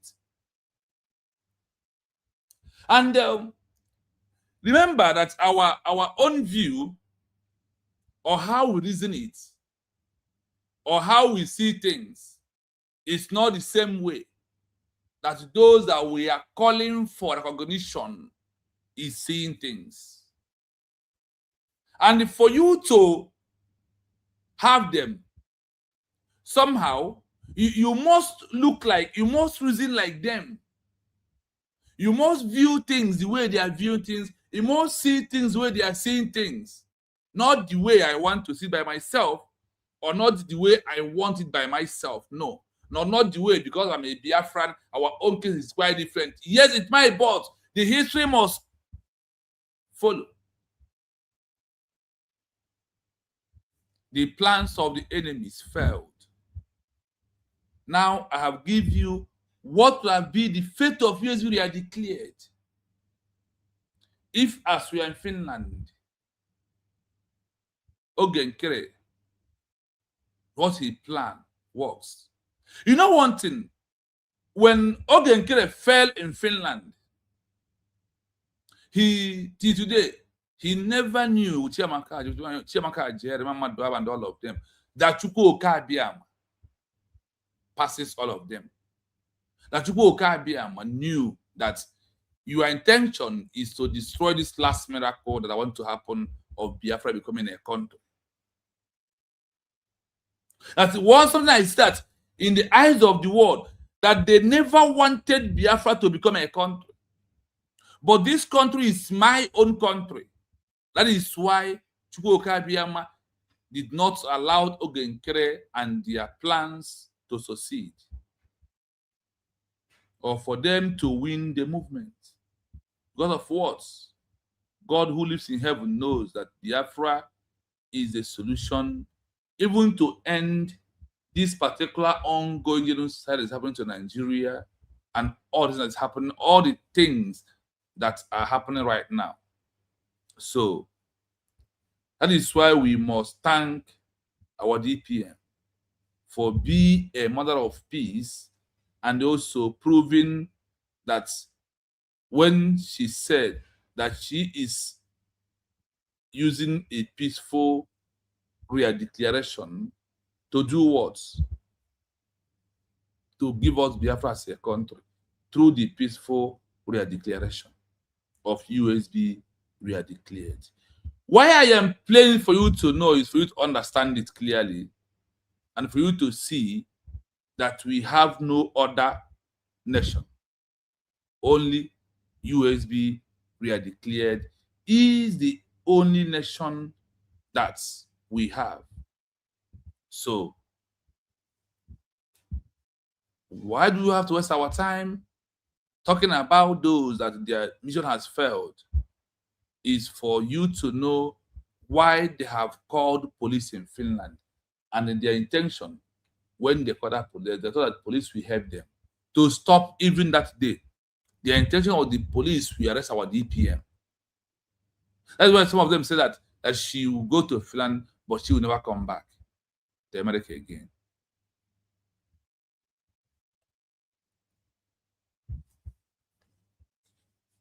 If the individuals you mentioned, Ogenkere, Chiamka AJAEREE, Sunny Akbarawa, Chika Ike, Emmanuel Maduagwu, and Ugo 419, had successfully interrupted the November 29, 2024, United States of Biafra, USB Convention with violence, the international and legal standing of the declaration would have faced severe complications.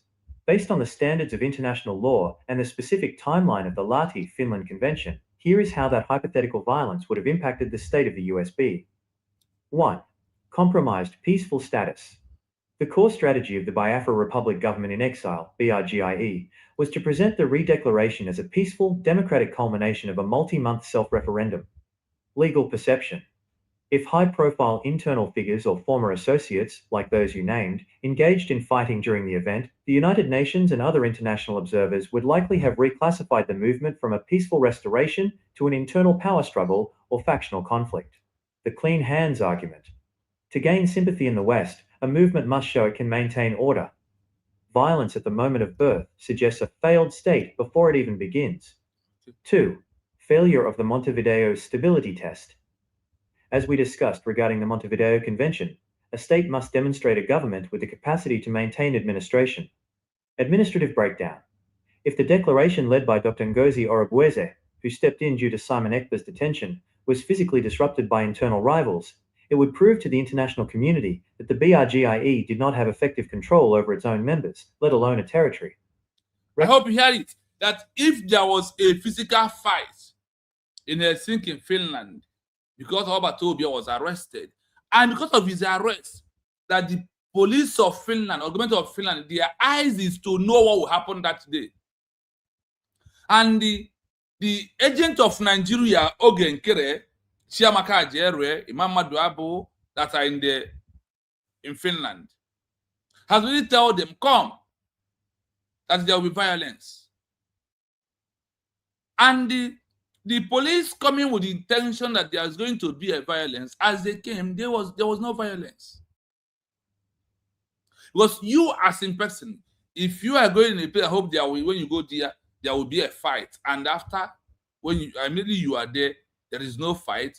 Even as you left, there is no fight. What else are you going to do there? That's why Ogenkere and their group is not happy with Finland policy today. Now, the Standardizing who refused to stand on a protest with our DPM here, saying in Finland, is the one that is calling for protests somewhere or last time or last month ago, thereabout. You know what happens? Then people cannot learn. People will not understand the game that they are playing to, the damage control they are doing to you. That damage control is also what is happening to you today, this movement that we are into. The risk of having a physical fight or physical violence on the day of the declaration or before that day, they said that is also proved that there is no effective control. They said they never even control few of them that are gathered here. The rest of them, they are claiming that they are country and every indigenous person. It's not going to be possible. Because you did not control a place you are with a few people. Talking of controlling a country, that's why they said that's what? Let alone the territory. Let alone what? The territory. If there is any physical fight, you see things that we destroyed, USV are declared, and why we will never have Biafra as a country as we are having it right now.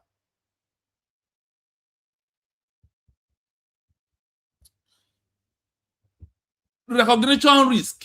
Now that we are seeking recognition, why the recognition could have been very risky at this stage that we are into? Why?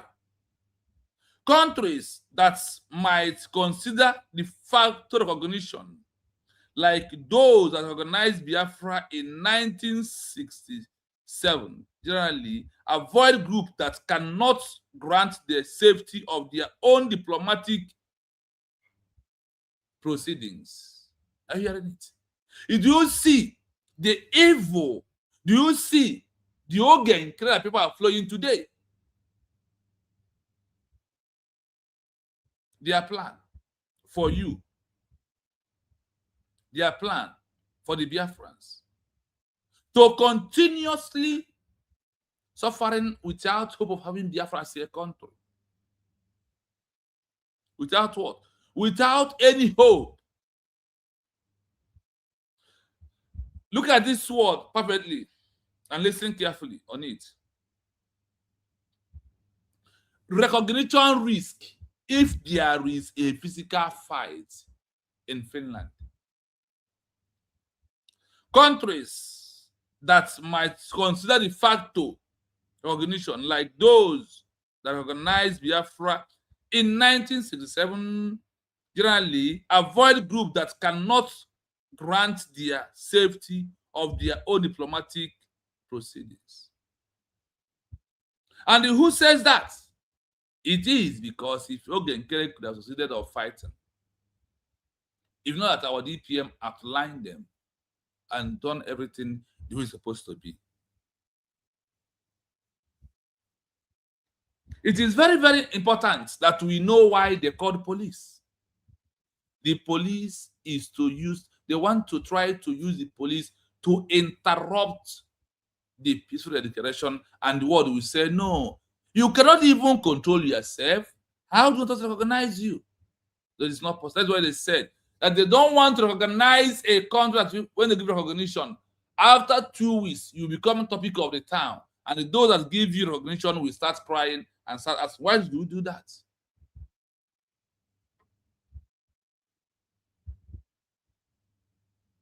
They cannot grant the safety of their own diplomatic proceedings. Because of what?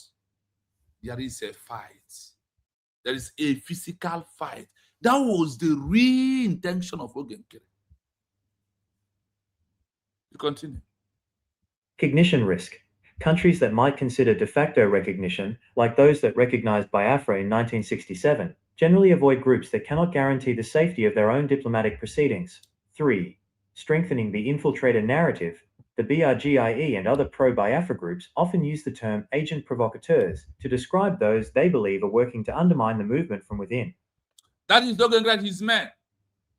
The agent of provocateurs. Those that never believe that Biafra is a country.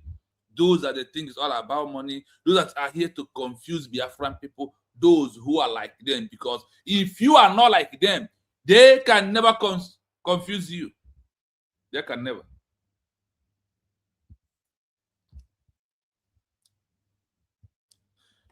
The government in exile and the other pro-Biafra groups, often use the term agent provocateur to describe those they believe are working to undermine the movement from within. That is Ogenkere, trying to bring what will make the movement to be undermined. That is why, at this time that we are into, we must look at things that has happened and why, and the way we are today, why you have to be happy, and why you must continue supporting, like tomorrow is the fundraising. As relating to all the plans of the enemies, and the only beat them hands down is what our DPM did. Only that peaceful education document has beat all of them hands down. What they are doing now is just message themselves on social media. That is what they are doing today. It's not good to undermine anybody. Internal problems could have stopped recognition. The internal problem they are pointing here is the internal problem of that day. If our DPM did not carry Ogenkere from up, knocking from ground with his men by declaring Biafra November 2024. If we have waited for second, these evil men could have even recruited more men that will come and help them to fight on that day. And once there is a physical fight, and once there is a blood out there, what happened? The world will deny us that we are not peaceful, that we cannot govern ourselves, that we are going to cause chaos or problem if they recognize us.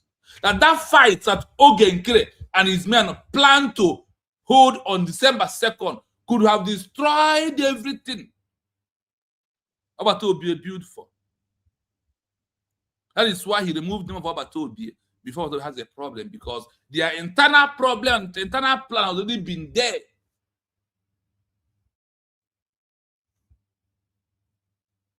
You see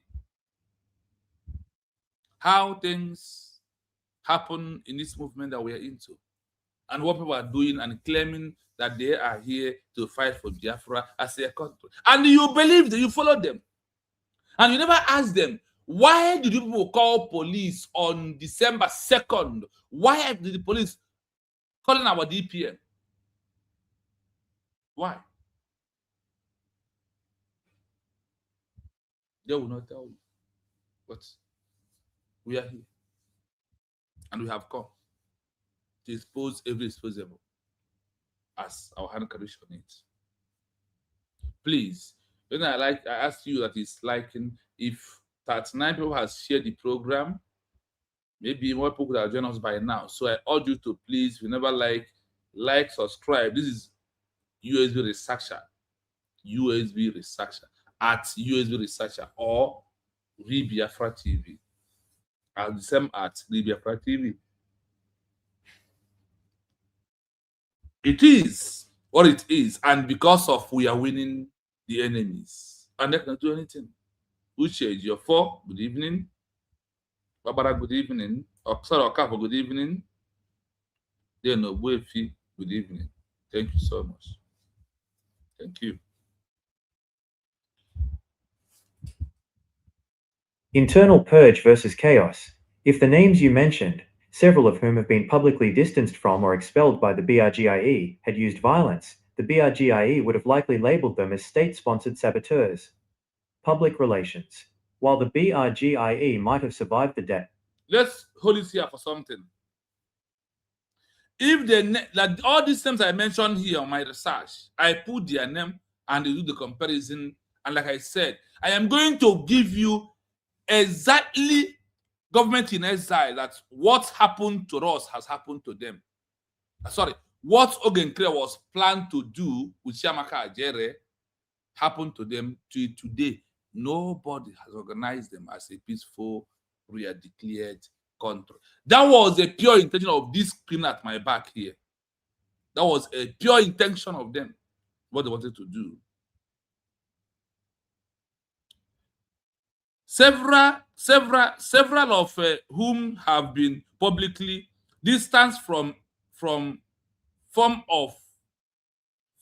or explained by the Biafra government had used violence. The Brigi would have likely labeled them as state-sponsored saboteurs. That is what they are. There is no two ways about that. Ogenkere was a sponsored agent through the government by $150-something inside the account, which he never give account of it till today.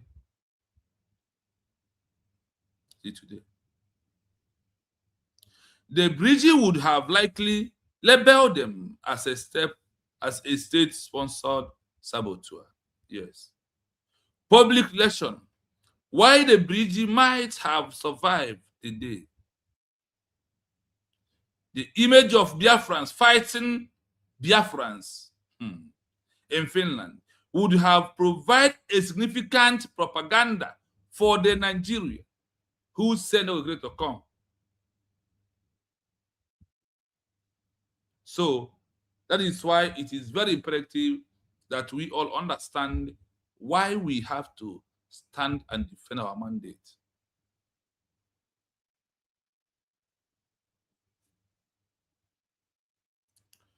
Public relation. Why the government in exile might have survived the day. The image of Biafrans fighting Biafrans in Finland would be provided significant propaganda for the Nigerian government to ensure that the movement is current threats rather than public one. So when you look at what these men try to do, a Biafran fighting on a day we called a day of a what? A peaceful declaration. Now, the word said, and it's no longer a peaceful declaration.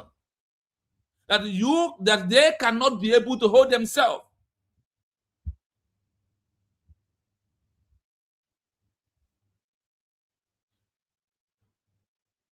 So, when you look at what transpired in Finland, why they called police, and why, as we do this program, I will be reminding you this. That the intention of Ogenkere's kicking out against USB was not that they believe that it will be declared December 2nd. No. The December 2nd was where the agent that was being paid to support them to destroy the declaration or to fight or to the violence that happened that day to happen was on December 2nd. The 29th November is on our way. They did not plan for, they never believed it in their entire imagination that our DPM will climb that pulpit that day and issue that declaration and the matter closes. That is why they call the police. That is why they bring police in. Now, bringing police in is also proven to you had it here, in the context of the international global community, that this is a violence group. And they said that we have given Nigeria more topic and more reason to propaganda against us that we are a violence group. That is why they declared a group in the homeland, the terrorist organization IPOB. Ogenkere wants And they said, when the government in exile, on a day of the redeclaration, a fight bursts out between a Biafran such a Biafran, and it's no longer a peaceful redeclaration. That we have broke the existing protocol of a violence group is where we are standing. And that Finland has right to ban us. And any country that believes under EU and NATO, we ban anything called Biafra government in exile. The world has power to do that. That was the instruction given to Ogenkere. If you do it, they will ban it and everything will disappear. And you will go and the money they give to you.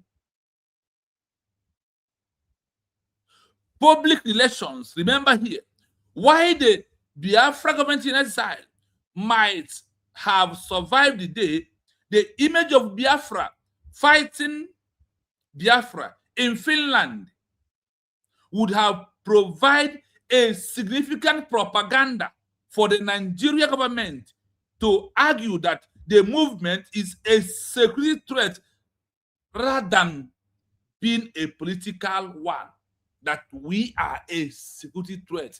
When you are fighting in Finland, when you are trying to stop the declaration because of the money you collected, you are busy planning how to destroy it. Ajaemma is busy planning how to redeclare it through a woman that has many laws that back her up, that nobody will even arrest her at inch at all. It is very important you understand why they never want Biafra to be redeclared. See, the issue is this. Know that their anger was that it was redeclared on 2nd. Their anger was that 2nd was the day they planned to accomplish their mission. And you know when you have a mission and somebody stop you unawares to carry that mission on, you know how you feel. That is what happened to these people called Ogenkere. And all of them today that was against Usbn, they are declared.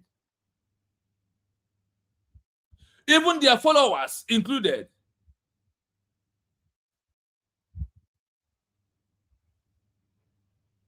That is why we have to be careful more and more in what we are doing in the Usbn declared to achieve recognition. We need to monitor everything and know what is going on everywhere. Hope you are listening. How can we be a security threat? Because of what?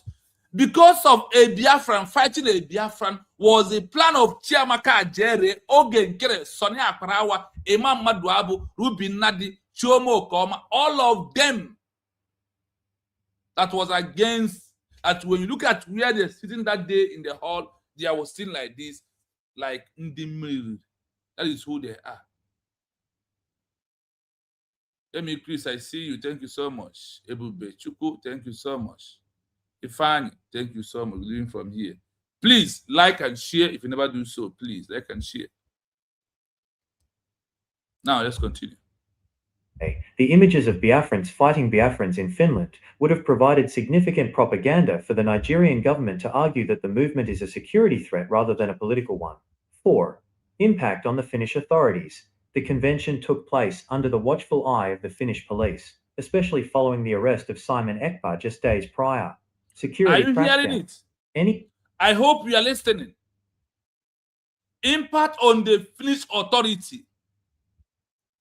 The convention took place under the watchful eyes of Finnish police, especially following the arrest of Simon Ekpa just a days before the redeclaration. They are watching. They are seeing everything that is happening. So, the Finnish government, their eyes is there. What shocked Finland government was that there is no fight on the 29th, even as they enter on the 2nd of December to interrupt or stop it because of violence created by Ogenkere and his men and just people away. They enter. Their atmosphere was calm and peaceful. There is no war. There is no fight. There is no physical fight. That is why when Ogenkere command them to call our DPM down, when they look at the environment, they find out that, oh, everybody here is calm and peaceful, smiling and loving the program or the convention. Why do you have to arrest them? The police now go back by their own. Ogenkere was very crazy about that. He was very mad with his group. So, when you are listening to things, don't just listen. And also, why their eyes is there because of, we had it here, that Obatobie was in prison. They want to know if what Nigerian government is that Obatobie is inciting violence with his group, if it is true. Only why we defeated that plan was because of there is nothing like violence in Finland on the days of a declaration until Ajaemma left in Finland. Until Ajaemma left here in Finland. So now that police, that their eyes is more on what we are doing of the peaceful declaration that have different people, and also proving that these different people are one people, that they understand one thing. What is that thing we understand? Now we understand that our enemies pair the Ogenkere as agent of provocateur, the enemies, the saboteur, the betrayers in the movement of USB they are declared. So now security crackdown. Listen. Physical fighting between these groups would have likely led to immediate police intervention, mass arrests, and the possible cancellation of the convention before the declaration could be read. Diplomatic fallout. I hope you're listening. Any physical fight between this group would have likely led immediate police intervention, mass arrest of those in Finland. That is why they thought our DPM will not come back. Ogenkere thought that our DPM is not coming back. That if they create the chaos, and which is true, if they eventually create chaos that day, try to stop this December 2nd declaration as they were all planned in their mind, and they set all their plans. Remember, their plan B was to do what? To cause a problem inside Finland Hall. As they cause the problem, police will come. You had it here. That when police will come, that the police intervention will lead to what? Massive arrests of those in Finland. Not those that are not in Finland. Now, when they arrest those in Finland, they will charge them that they brought violence inside Finland, helping Nigerian government to give them more news to generate that. You see why we declare the IPOB organization a terrorist group, that they are inciting violence. And you see why the government in exile, some governments in exile, they are the same people. User number 6.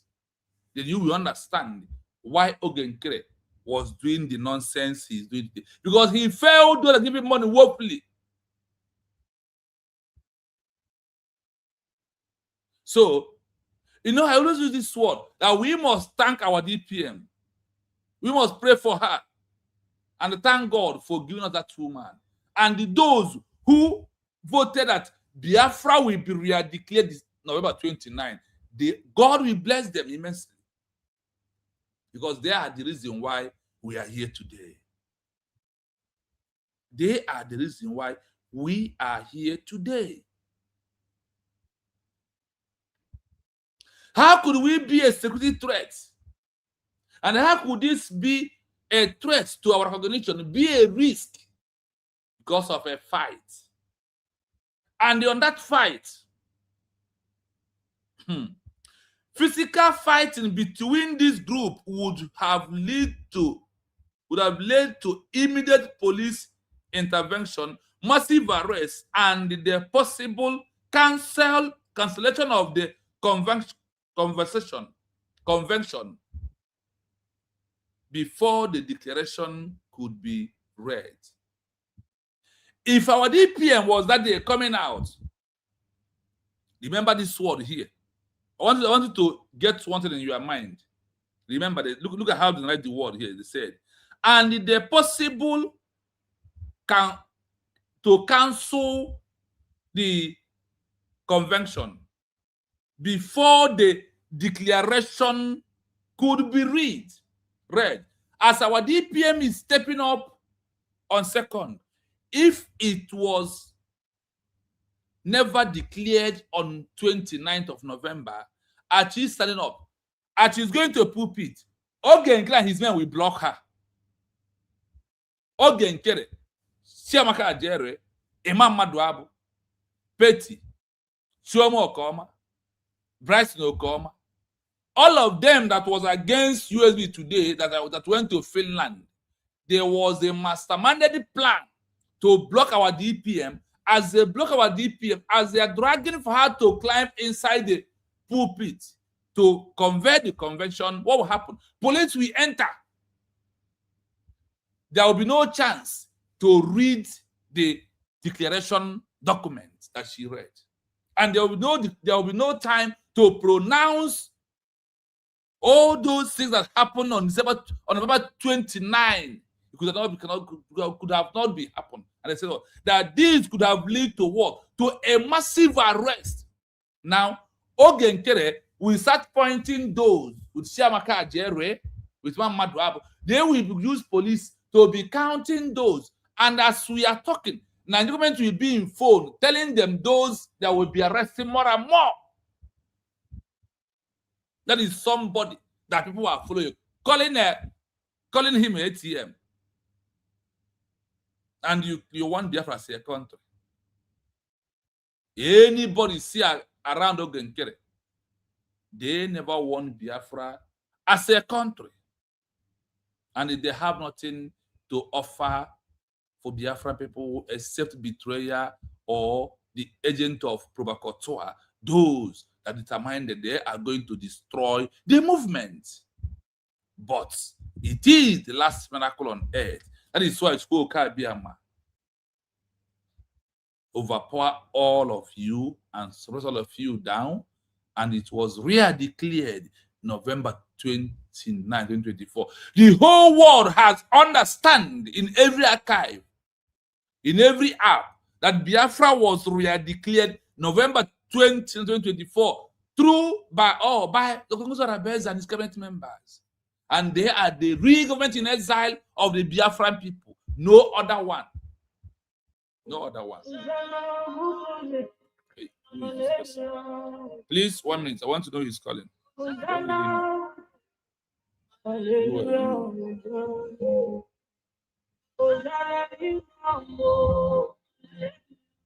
Please, 1 minute. Let me see who is calling, please. I want to know who is that. Whoever it is, I am. Okay. Maz, good evening. I'm a live program. Okay, my God. That's a member will go and Yes. I am running up now to put link. Just in the next 10 minutes, I'll put the link. Yeah. Okay. Yes. So, as we are going down to round up for people to join us, because this program this night, I will leave the mic on. I want you to see how Chukwu Okabiama use our DPM to save our life from the hands of these evil men called Ogenkere. And what the government plan to do with Ogenkere, our DPM, totalize all of them by declaring Biafra on particular day. Now, if Ogenkere and his men was be able to succeed, it is over, game over. But because of Chukwu Okabiama use our DPM to succeed, it becomes game over to Ogenkere and all his men. And they are what? Failure. What we are doing. I want to put the link for people to talk. Then, as we are talking, we'll be playing the video and be analyzing it together. I mean, the audio, and we are going to be analyzing it together within ourselves. So let me put the link. Yeah, that is the link in case you know would want to join us. Because now Okuna Abia now today program is for Biafrans to talk based on our research and our comparison for you to see why USB declare is the only option we have and why the world and the government know the importance of our declaration and why the use of Ogenkere his men. So there is a link there in case you want to join us. But I will urge you to please, if you never like the program, I want you to like and share the program as I'm putting the link. Yes, 3 p.m. is here. 3 p.m. Good evening from here. Yeah, thank you so much, my brother. Good evening. We don't have much time. I just want to air my view before continue. Thank you so much, my brother. Read Paper TV for the good work so far. You are really doing great. You are opening the eyes of our people, those that fail to, understand and reason. This Naki Bazaar, they must query. Okay, my people at the comment section, I greet each and every one of you for this, for the love and resilience so far. Like they say, freedom is not given, it is taken. You see, you know what happened? When our leader Nnamdi Kanu says, coming of Biafra is the last miracle on earth, I keep saying it. Many people thought it's not yet time for the miracle, but that miracle happened on 29th of November 2024. That is when that miracle happened. And look at what happened. When you hear them coming up to say, those proclaiming more, they are not even in the mood to understand what they are saying. They're just saying it for saying sake, but have different agenda in their mind. There is a video that surfaced before these mediocres began their war. This video, when our DPM redeclared, it looks as if they were all selected on a particular roll of seat. They kept so mute, so quiet, so confused, while other people are jumping up, rejoicing. You see, those people don't really know what happened to them.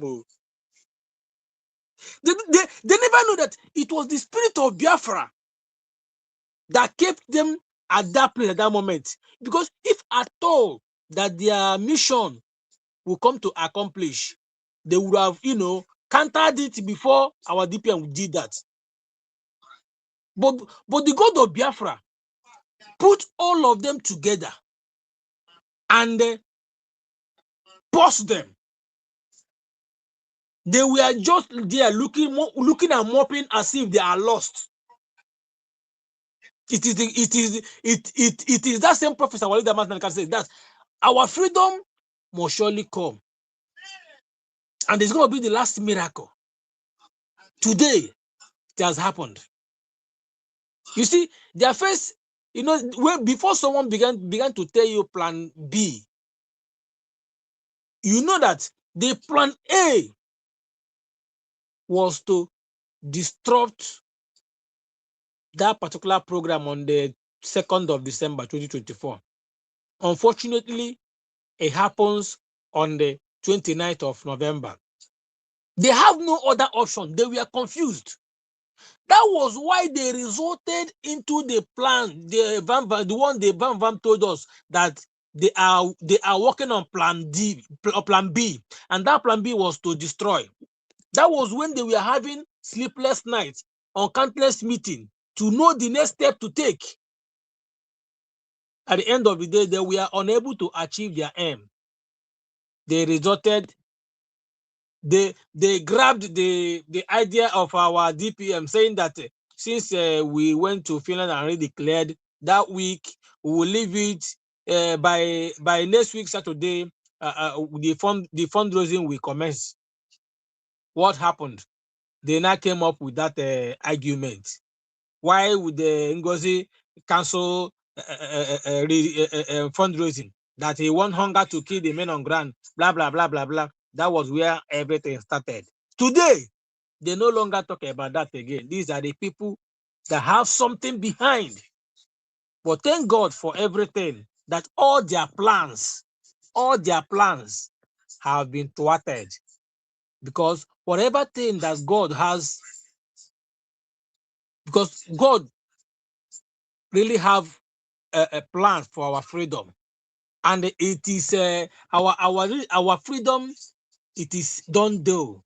It is the project of Chiamka Ajaemma. That's why everything is going the way it's going today. When you hear our DPM speak, she will tell you that our document, USB document, no country, no individual can turn it off. And when you hear some people, our own people, they still don't respect and acknowledge that same freedom that they seek. Very sad. Now look at the one that called himself Ugo 247 Nishuku. He have resorted now to come and say that they have a new group, PUC, Prime Minister Simon Ekpa. He says blah blah blah group. The abbreviation is quite different from the meaning.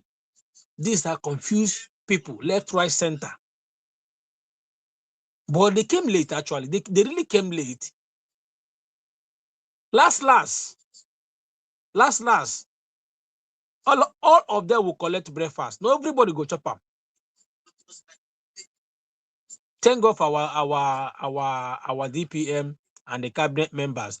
Just like what you just say here, I would really appreciate those that voted in the on the cabinet, because it was voted for if they would declare on the December 29th, which the majority carried the vote. And another thing is this: God just disabled all of them. God disabled their memory and everything, because hence it was voted in the cabinet that the redeclaration will take place on 29th. They would have, they strategized their program, their plan. But God, in his infinite mercy, disabled their memory to rethink and re-strategize. Then it happens the way it happens today. This to tell you that our freedom, God knows about it. Anybody fighting against it is fighting his or her generation, because nobody can stop the plans and the will of God upon his people. We are going home. I am a citizen of the United States of Biafra till tomorrow. Thank you so much, my brother. I read the party. You are really doing well. Coupled with other our independent medias, everybody is doing on their own field. Your own field is also more important to us. That thing that the world are hiding, we have known it, and you are bringing up all those things. Anybody that have their mentality intact, that reason like a human being, will never ignored your teachings. If they doubt it, everything is in the open. Go and research, make your own Google. You have challenged them on countless times. All these things they are doing, GVC, EFCC, BRC, HIV, let them bring up a country that they prepare their government in exile, went for redeclaration, they decided to fall out. Then those people that fall out gain their country and stand today. Let them give us just one country, just one country. We don't even need much, just one. Let them bring the argument to encounter what we are doing today, what USB is doing today. Then we know that we are making mistake. Rose have also challenged them with 250 pounds. One woman also supported him with 50 pounds. I went on his comment station and supported him again with as the one was supported with 500. I went on his own comment section and add 500 pounds, making it 3,500 pounds. Anybody that will come and say that what USB is doing is not the way of getting freedom, let them bring the proof and show us. Then let them eat that money. Mad people everywhere. Thank you so much, my brother. At this point, I yield. While you continue the program, I'm on comment section. Thank you.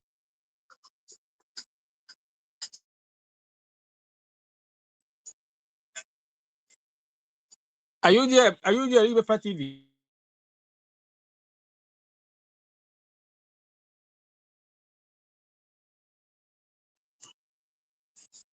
Brochino.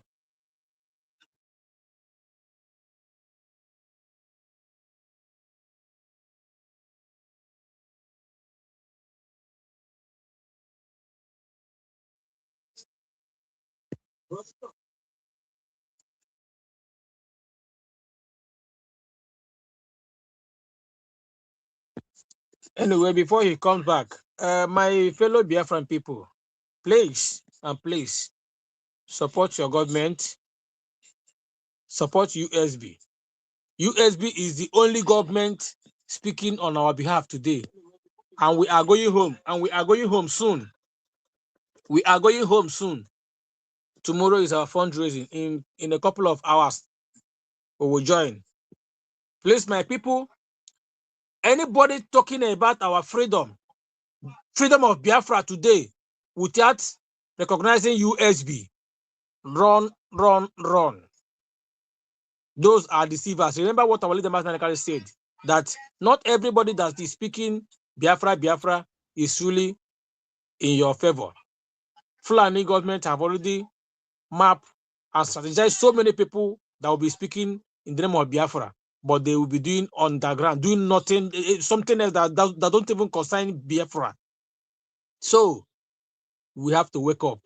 And there are people in our homeland complaining about the terrorists in the military, Zoom military are carrying out in our land. It is normal. It is normal. And you don't expect USB government to start causing chaos with them. Whatever thing we do now will hit us bad. All the thing our government is doing now is just to keep reporting those things that we are not violent, we're not doing anything. They are bringing war to our end, which they have been doing this since 1967 till date. It didn't start today. Let it not be as if it started today. The difference now is that now we have redeclared and we are going home soon. So they will try as much as possible to push us to the wall. But time is coming when we push back. When that time comes, everybody will understand it. For now, let them cruise. And they are using our people. It is our people they are using to do all those rubbish. Because Zoo cannot come from their area to come and fight us. It is our people. Anybody that is doing Akazu, doing Ojoro in what we are doing, once that person is being removed, you see them turning against that government, sabotaging the people that they work together with. Our people have to wake up. Let's be careful on what we are doing, because whatever thing you do today, you will face it tomorrow. Our constitution is already in Amazon. It has been there. Oh, is getting to a year now. Our constitution is in Amazon. Let it not be tomorrow when we get back to our land and you are to face the charges of of the crime you committed. We look into the constitution. You might be saying, is it because of you that the constitution is being made? Blah blah blah. Constitution knows nobody. Is there already now? Is there already? Google it. Our voice today will bear witness tomorrow. It's been there. Thank you so much. I yield my mic. Thank you. Thank you so much, Triple M. Thank you so much. Thank you so much. That is a wonderful one. Our people must understand where we are and why things are happening. And this stage, we are back to let them know why they bring police in USB declared. Thank you so much, Triple M. Wadado, please unmute yourself and fire down, please. Hey, nwanne m nwoke, I agree to nna m ekenekwa m gị mgbede ọma n'ebe a nọ. Ama m side gị nọ. Okay. Ụmụ Biafra, Triple M, ekenekwa m gị mgbede ọma. One name on a comment section. Mgbedo no ụmụ Biafra ama na unu erikwana nke bụ nni nne abalị udo dịrị unu nna m nwanne m nwoke my own professor nna m, thank you very much because what you are giving to us now you are giving to us a lecture in a lecture and this lecture is not you Chino that put it there. It's international people ndị ọcha tinyere there ụmụ nwanne m ọ bụghị Biafra ndị ya ọ ndị ọcha ọkwa ndị ọcha na-achị anyị o ha tinyere there. I thank you so much my own brother, thank you. I use this opportunity to greet our president, our honorable president, Nnamdi Ngozika Okwuchukwu Kanu. Odogwu nwoke, Nnam, I greet you. I salute you. I twirl for you. May Chukwu Okike Abiama guide and protect you. May your father and your mother, may them protect you and guide you. I'm just seeking no. I need encouragement because you merited it. I love you. Many Biafran loves you. Nobody will make us to hate you. Nobody in this earth. Nobody. Thank you very much. You are there because of my generation. And when you hear him, you have everything, but you choose to be there. They offer you many things, billions, trillions. Even that oil well in your backyard, you refuse. You say, no, I will never sell my people. Thank you very much. I use the opportunity to take over Toby. Our PM, only the dragon. One name, mother, thank you. I salute you. We love you. We love you. And nobody in this world, this earth, will make us to hate you. We love you. May Chukwu Okike Abiama, may your father, your mother, guard and protect you. Chukwu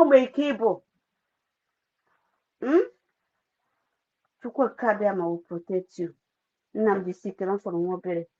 What you are seeking for, day and night, you are working with your cabinet, with Dr. Ngozo Rabeze, and did the same Dr. Ngozo Rabeze, our DPM, and the people, they have gotten it for you.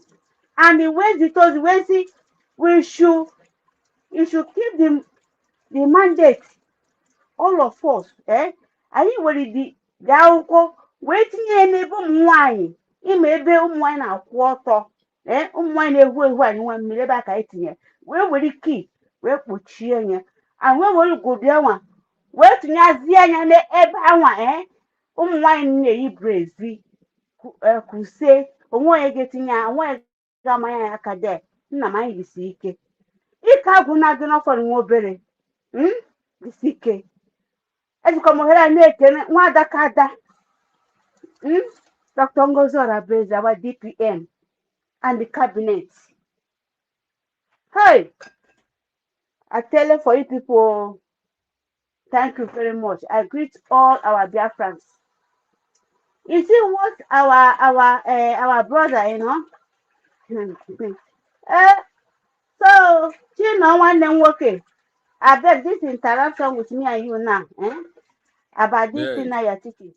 So this is a banana na archive.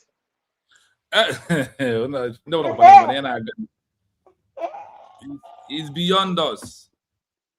Hey, so These people name now, these saboteurs name have, so they have, so the world now, so the world now be reading it. Even the That people is it. that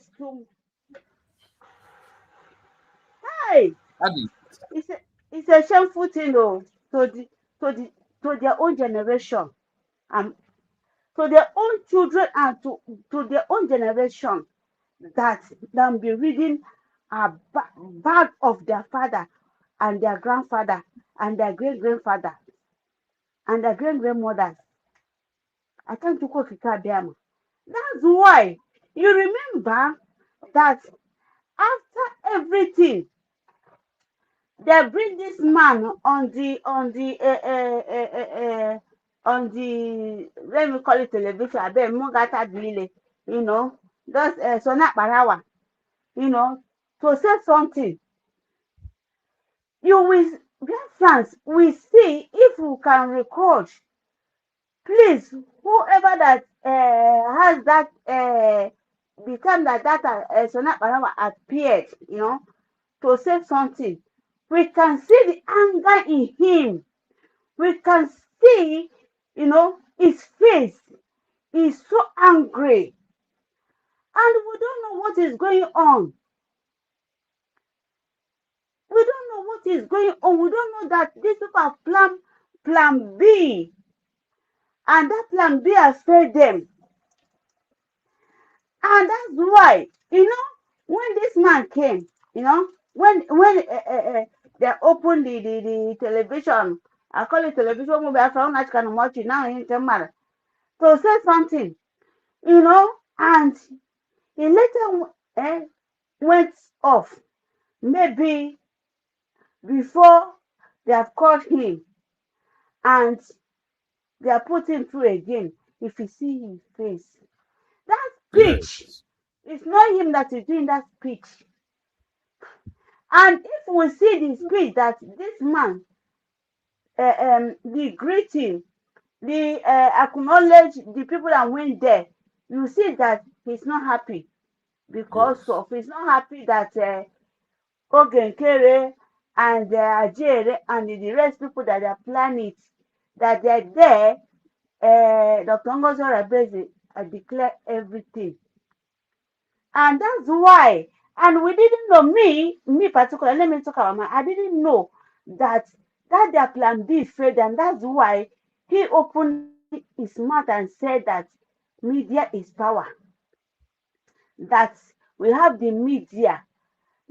All my thinking, all my thought that that we have declared, now we are going to use our media, to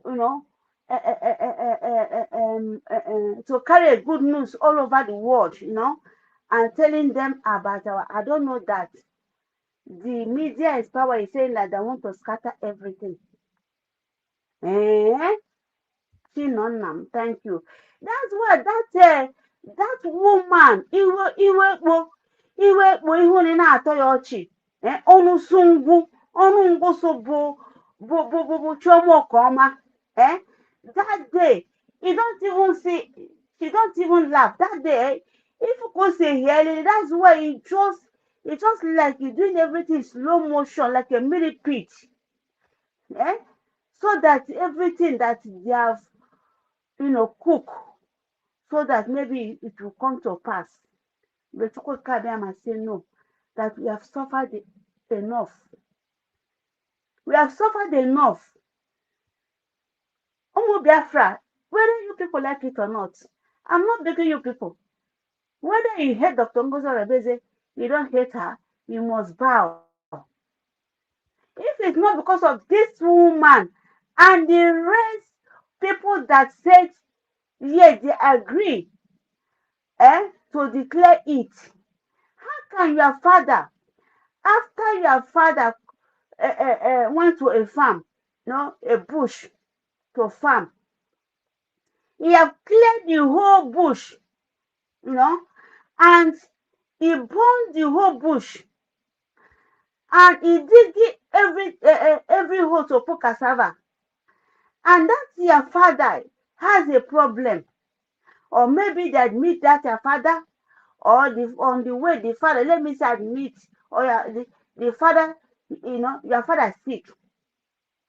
And the time that where to put that cassava to the soil, can you leave that farm? Can you leave that hole that your father have dig for all years? Can you now, me now, can I leave that farm like that till my father will come back from the hospital? And some people will say no, let us leave it. But, a simple example. But the people knows the language of their father will say no. We cannot leave it to our father to come back. And if his daddy come back from the hospital, that is gonna mad with us. That's why is.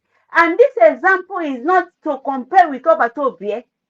That these people are Pankata Debe, how to deport Obatobie, Ogenkere, Sonia Parawa, Imam Madabo, all those people I feel like AJAEREE with Iwebubu Onunguso, Buchomokoma and the husband and Ruben Nad and the rest people that team up. I can even put me at Comfort, Bishop Comfort. I can put her, all the people that are supporting, even Ugo2419, the plan as the coach that yes, they will deport Obatobie to go and they will kill Obatobie. You see, this declaration today that some people, useless people and hopeless people, both women or both men, that say it's not for our DPN, it's not for Obatobie, it's not for the. Come on, shut up your mouth. Go and sit down. See what Chino is reading. Or Chino the young one name. Oye furu ngozi Arabeze. Ya kenebe. Attempt to work a cabin whether you people like it or not, you people must bow.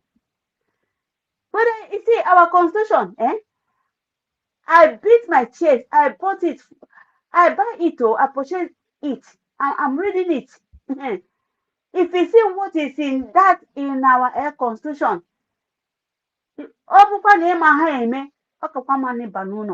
because this time, let me tell people, we're not in agitation. The people that's calling our government, those people agitating, we're not more agitation. No. We are in government in exile. I'm telling you. We are in a nation in waiting. We are in a nation in waiting for recognition. That is where we are. It's only you who never were declared or declare is the one the world will see as a protest movement group. USB is a nation in waiting for recognition. That is who we are. My brother, that day, we are teaching about Poland, I was shocked. Yes. About Poland. I said, so Poland go through this hell 50 good years. I said, that's where Polish people, they don't want Indian Nakwisinana. They reject them. And even our people, they are few in Poland. Poland is not a place that you mess up. You are not welcome in Poland. I said that's why these people are very strict. Even when these people want to give the sanction, EU, they are ready. They told the EU that they are ready. And when EU say too much, they will quit out of EU. Yes, the time that this Queen Elizabeth country, the second people that wanted to quit is all these Polish people. And if If you don't know people's history, eh? Shut up your mouth. True. Because when I know that, yeah, they're fought, but I didn't know that, it takes them 50 good years waiting in where? Exile, not in their hometown. In Not in their London, hometown. United Kingdom, in London, Eh, precisely. precisely, my brother. Eh? Our people, if we see them talking rubbish, hey, why? And we say, oh my God. Nna, akwụfue, m ga-esoke ebe gị wee lụọ na ọbata obi apụta. M ga-esoke ebe gị wee lụọ na anyị ana Biafra because I love history. I love history. I don't like geography. I love history because history is very sweet. To be honest, history is very sweet because it's good to know people, and our people, they're still living in Poland. Oh, our people live there. Oh, Biafran people, they live there. Some of them went there to school, but to talk about their own, they will not support about their own. I will say, what are you talking about? But they're in Poland that 50 good years they're waiting in exile in UK. Eh? Yes. You will see them. My people, go and support USBO. I'm not begging you people. You are not fighting for Ngozi Orebeze. You are not fighting for Simon Ekpanjoko. You are not fighting for Nnamdi Kanu. You are fighting for your own generation. Your own generation. You are fighting to be who Almighty God, Chukwukabiama, say you will be, to enjoy the fruit on honey and milk and honey in your land. You are not fighting for these three people. Neither you are fighting for Chino, neither you are fighting for me, neither you are fighting for whosoever our people that, yes, we are gathering to be pushing, for recognition. You are not fighting for, you are fighting for yourself. I'm telling you. Look at now. Let me tell you people. Germany now, all you see, Europe now, they are deporting. The massive deportation now they're giving people. Massive. Don't think that these people every time they are disturbed with this they are nonsense this thing, they are going to Germany, they are going to Italy, they are going to no. Just chasing you people, they are chasing, included me, to go to our country, to go and repair our country, and to stay in our country. That's why Aniji, that's why Chino is not sleeping. You can see the way this man is honoring, when they're gonna say every time you hear it, because I just came back from work. It's not up to. I just came back and sit here after 2 days in my house. My brother, I thank you so much. Biafrans, go and support USB. When I see now the confession of Go 247, you see, to tell you people that if you say that you are confused, where you man, you okay, you woman or a man or woman or wine or okay, you see, I am confused. Where where we donate money. Nwoke si na ọma ha egwu a na-ede awụwa. Nwaanyị bụ na ụmụ nwa ya na-ebe akwa ala n'abalị. Ọgbachi ya nwa ya nwa nkịtị wee na-arahụ ụra. Nwatakịrị na-ebe akwa na be. Ịma na nwaanyị anwa bụ amụsụ. I'm telling you, amụsụ ka ọ bụ. Because na nwaanyị mụ nwa anaghị echozo nwa ya. Even nwatakịrị na-ebe akwa obinye, ọ bụrụ na o mee operation ji wee mụ ya, ọ ma na-eji enye nwa nwara. Onye si na ọ ka dị confused n'ihe a na-ekwu na ịntanetị anyị na-afụ anya ịma na onye anwa abụghị ezigbo mmadụ. I'm telling you the fact. Because people say we want Nnamdi Kanu Hamadike to come back. Who is going to fight for Hamadike? Is it your mother? Is it your father? Is it not government? Is it not government is fighting for Hamadike? People, I think the last 2 months or 3 months, when people are jubilating, hey, America, they're beginning Hamadike, citizenship. Who did it? Who make it to come to reality? Is it not that the same Dr. Ngozi Rabeze? Eh? People are condemning. Hey, he wants to go to senator. Alabachi not because you don't know what is. If you don't know anything, don't speak. Let those that know to educate you. Because as you know, I have a lawyer named MMADUBU. That this woman, my lawyer said the woman is so intelligent that you know the reason why that is going to that senator. I say no, I don't know. Please lecture me. He said it's going. He said 90%, 90 because of you people, Biafran people, because we are not going to pay for lobby. You people are not going to pay for lobby. I said, but my brother have lectured us, but I pretend that I didn't know. He now confirm what you have did to lecture us. Biafrans, be wise. And opportunity, our gallant army, USB, and nekene the 40 state governors, and Amason, Ebon, we move, no surrender. I submit. Move. Thank you so much. Thank you so much. There is one thing that we must understand from our sister is the time we are into the time to ask questions. Anywhere you are, try and ask some questions. When you ask questions, you find an answer. Without asking questions, you know there is no answer. From what he said, let me tell you, I left this house for 2 good days now. I am not online. I went for 24 hours work. I just came back. The next thing I did to sit down here. The little time I have in there is to place on the research machine. I leave it until I come back. As I come, I open it and I see things I was expecting to see. I decided to give it out to Biafrans, no matter how, even though there is no strength in me.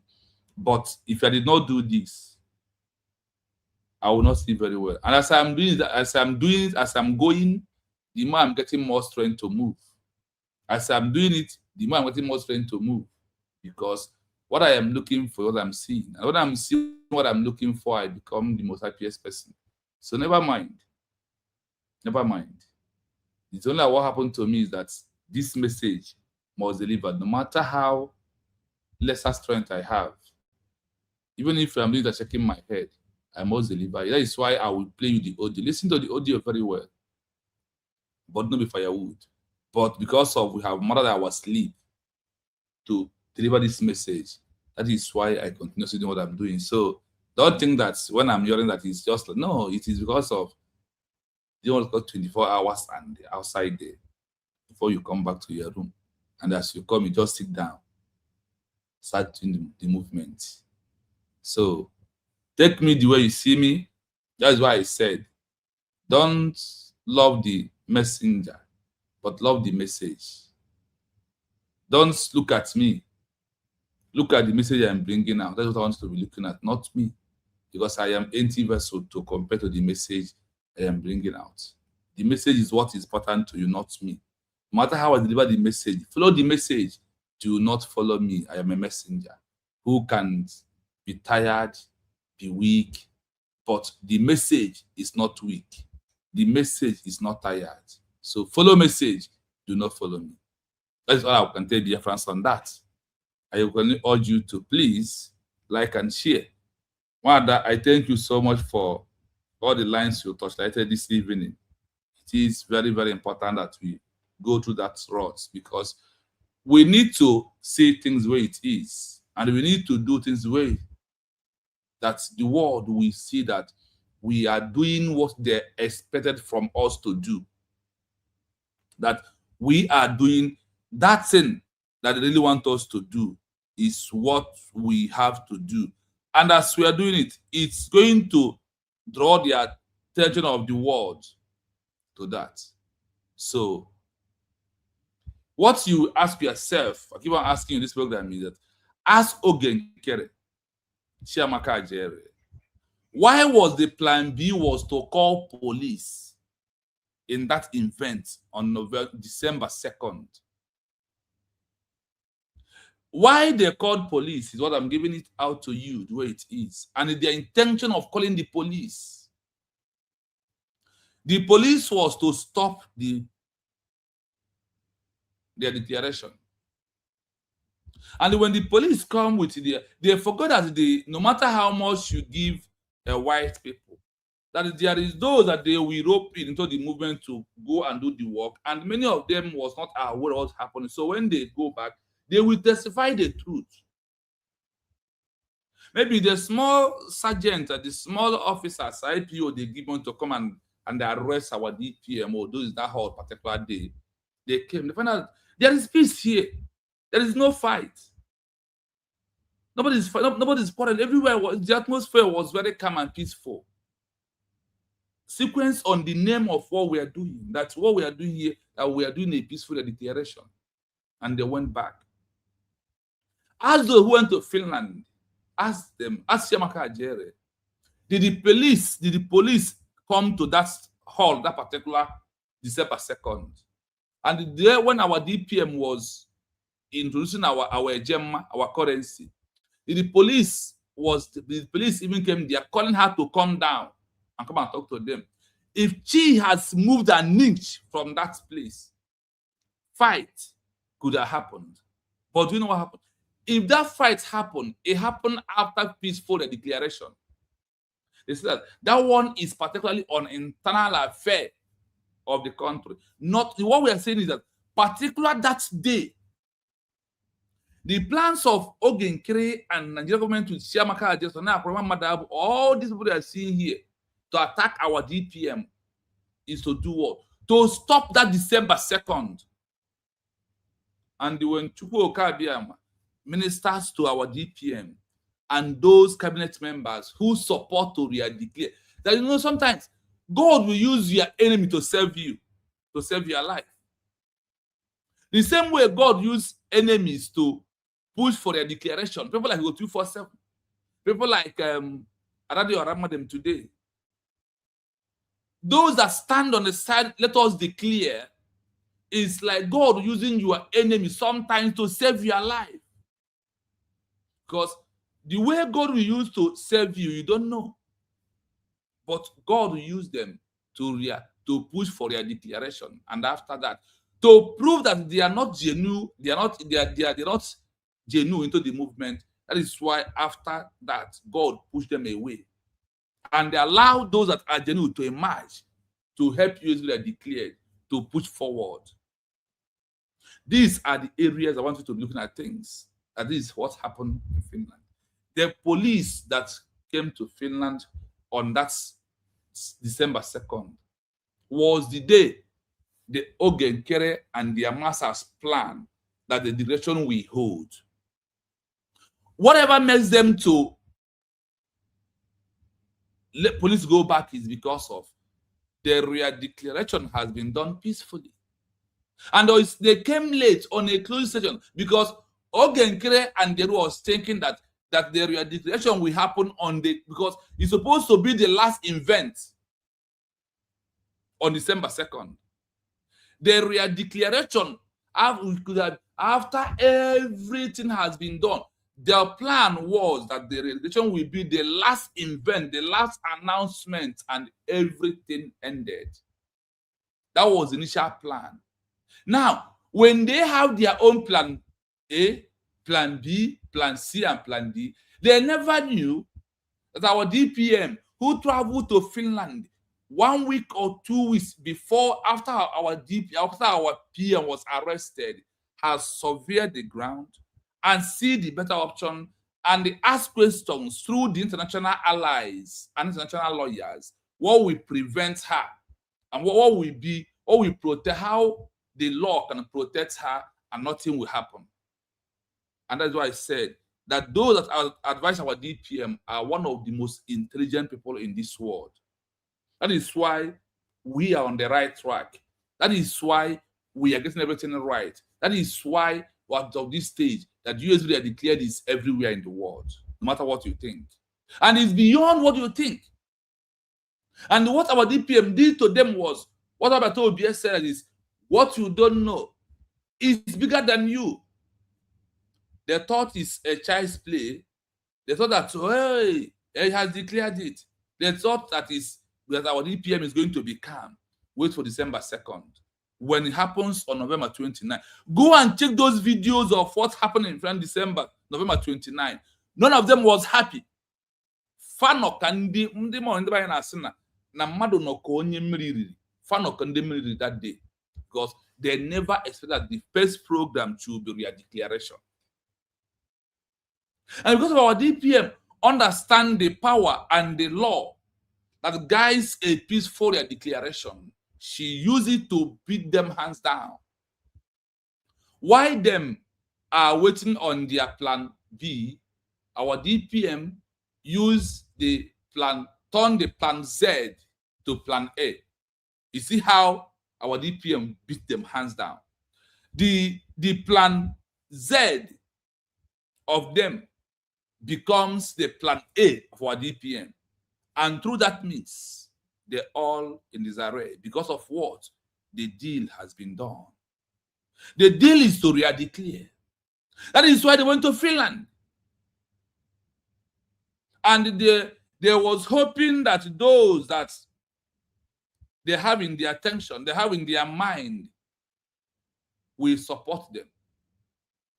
Then on the votes in the cabinet members, those that believe that in USB to be declared on November, outline those that want it to be redeclared on 2nd. It's not by their power, but it is by the power of Chiamka for everyone to be saved. Because on the 2nd of December was the day they planned to destroy everything. In the midst of fighting that day, if Biafra did not declare November 29 by 2nd, Chiamka AJAEREE could have used something, break someone's head in that hall. That was the real plan. And the blood will follow before police came.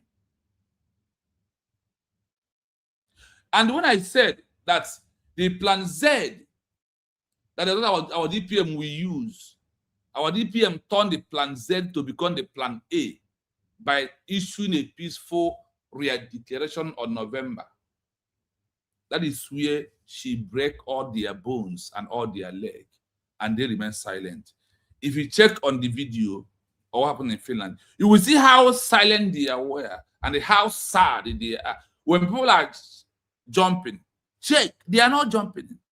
When people are raising their voice against USB, they are not. MMADUBU, look at MMADUBU, Chiamka AJAEREE, and the Ogenkere as the same sport. They are not celebrating. They are not.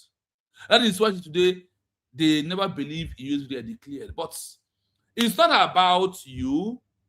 It's not about what they think. It is about the global community and the guideline, the rules, the listening protocol that is guiding government in exile that issue a peaceful declaration. Today, the propaganda in social media that our DPM has been arrested, that the US has deported her back to Nigeria. That was, and the reason that propaganda is Okute Biafra, those who believe in Ogenkere, that never Biafra should be a country. They are the one running such propaganda. And ask yourself, if Ogenkere is generally working for Biafra, why Nigerian government is not after Ogenkere? If China Saworu is looking for Biafra, why that China Saworu and Nigerian government are the one dialoguing at all the time and them? Let me MMADUBU them. That is when you are here, the history is repeating. And instead of you to look at yourself and rethink and use the example of what has happened between IPOB to know exactly what is going on. Why is it only our DPM that they are calling for her arrest? Like when they are calling for Obato to be arrested. Why are they not calling about Ogenkere to be arrested also? The world. Those who give them job know who is doing the job. That is what I wanted to know. Nigeria know that our DPM is on the right track. Ogenkere failed the intention of Nigeria giving him money and asking him to be Obato Obi. Immediately they found out Ogenkere cannot be able to do, like IPOB failed them. Like IPOB organization failed the Nigerian government. They quickly used MMADUBU. Nigerian government was the one who divided the house of Ogenkere through sponsoring MMADUBU to move on, which is so that Ogenkere cannot, and they divide Ogenkere. So if you are working, I'm working. Like IPOB organization recruiting 5,000 ERA to attack Obato Obi. The same way that Nigerian government today, the money that IPOB used to recruit 5,000 ERA to attack Obato Obi was being brought by Nigerian government. The same way the government today decided to break Ogenkere, give MMADUBU his own part of the share, and ask him disrupt this movement. And they never knew that there is no how you lies can cover the truth forever and ever. That the truth must prevail, and once truth prevails, AJAEREE comes at last. I don't want to know who is confessing and who is not confessing. It's not my thing. That is not my thing. My thing is that to know that, look at what the world want me to do. Look at how the law is all about. Look at what the existing protocol is all about. Look at how we can achieve Biafra as a country, get recognition as a country. Now, what happened on the second by calling police in that hall by Ogenkere, MMADUBU, Chiamka, AJAEREE, and all of them? It is an pure evidence for you to know that all these things that happened is because of what? That they never want Biafra as a country. Rather, that they want the government they are on the side of Nigeria government to maintain their agenda with Nigeria government. It's what they care so much about. You that believe in USB they are declared, I want you to know that tomorrow is fundraising. Support your government. But before doing that, support your government. There is no other government you have. All these things are the agents, like IPOB organization. If you know how Nigerian government use IPOB trying to stop Obato Obi, it is the same thing that you are seeing today happening in your own very eyes. And the only thing I think you can do is to go on to support USB we are declared as your own country, as the only country that Chukwuka has given to you, so we can move on. And we can move on. Let me tell you, they will try to give us news by IPOB and all this that is happening. They are giving you news. They are the one they want to decide what we do, what we'll be saying, and why we leave Nigeria. They're continuously moving in. And instead of us to let them know that we understand the game they're playing, then we will be having serious internal matter discussing day in, day out. The police in Finland was being called by who? Ogenkere, MMADUBU, Sana Akparawa. Those who that voted in Finland that they want Biafra to be declared on December 2nd. Well, inside their mind, that was not what they want. They just want to keep it for the arrangements with Nigeria government to execute the way they plan it.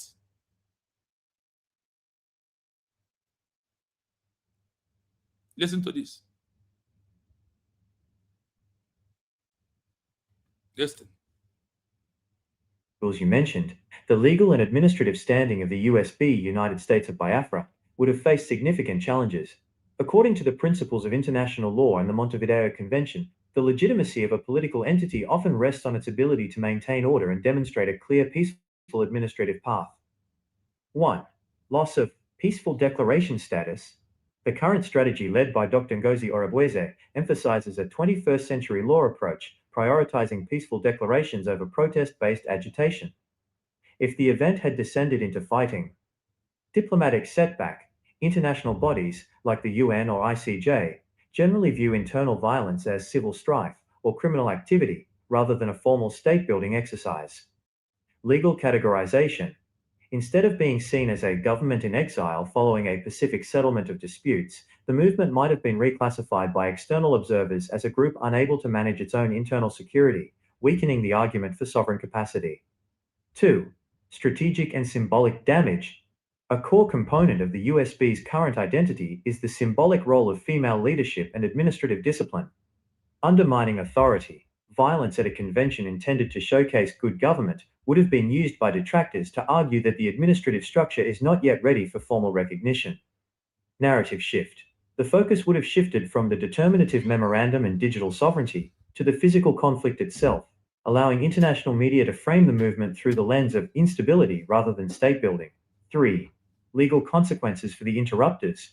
From a legal standpoint, such an interruption would have likely triggered internal sanctions. The administrative body would have had the grounds to formally disassociate from those individuals, potentially issuing letters of non-affiliation to ensure international partners knew they were not part of the official USB structure. FARA and international law. Since you've looked into the Foreign Agents Registration Act, FARA, and international legal precedents, violence could have complicated the legal standing of any representatives abroad, as they might be held accountable for the actions of their affiliates under different jurisdictions. Summary table. Peaceful versus interrupted declaration. Feature: actual, peaceful, declaration. Hypothetical, violent, interruption. Legal status: follows Pacific settlement principles. Risk of being labeled civil strife. International view: focus on administrative continuity. Focus on security instability. Leadership: Dr. Orobuese's authority is maintained. Authority is challenged by physical force. State building: advances digital sovereignty goals. Stalled by internal policing needs.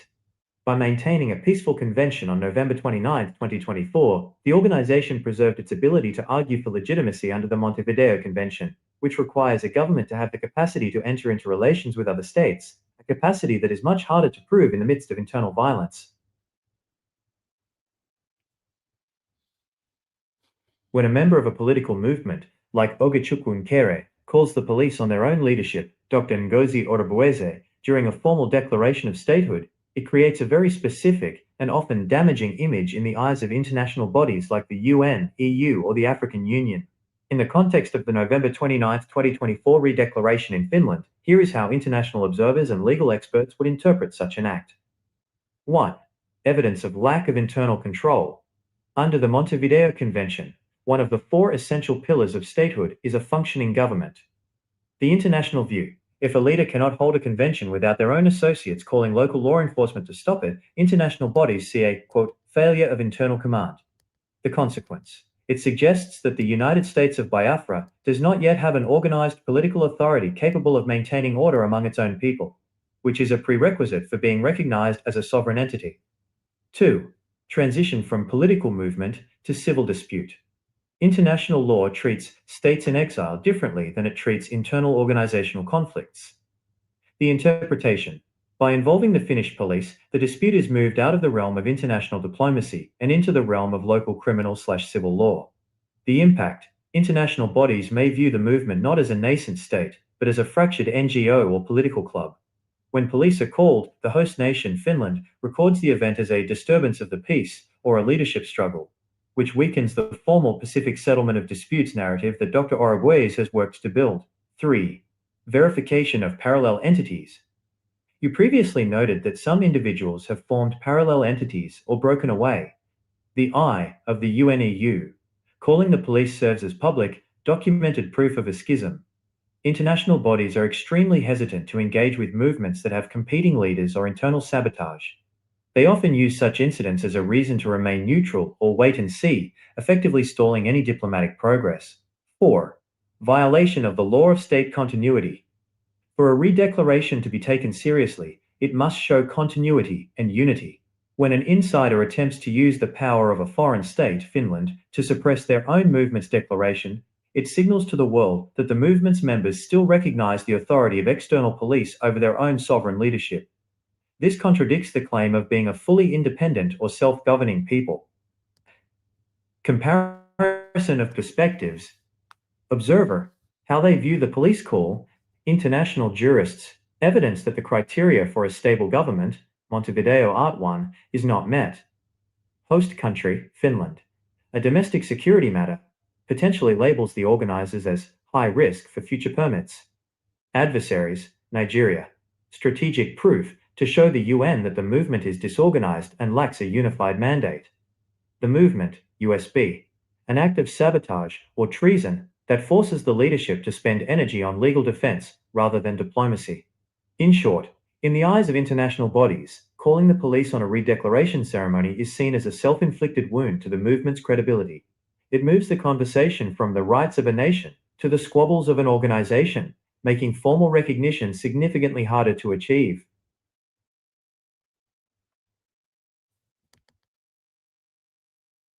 History shows that when a government in exile or a liberation movement experiences internal violence on the day of its formal declaration or at a critical turning point, the international recognition they seek often stalls or is permanently denied. International bodies, like the UN or EU, look for administrative stability. When they see fighting between leaders, they often reclassify the movement from a government to a factional dispute. Here are historical examples and precedents where internal conflict directly blocked international recognition. 1. The Spanish Republican government in exile, post-1939.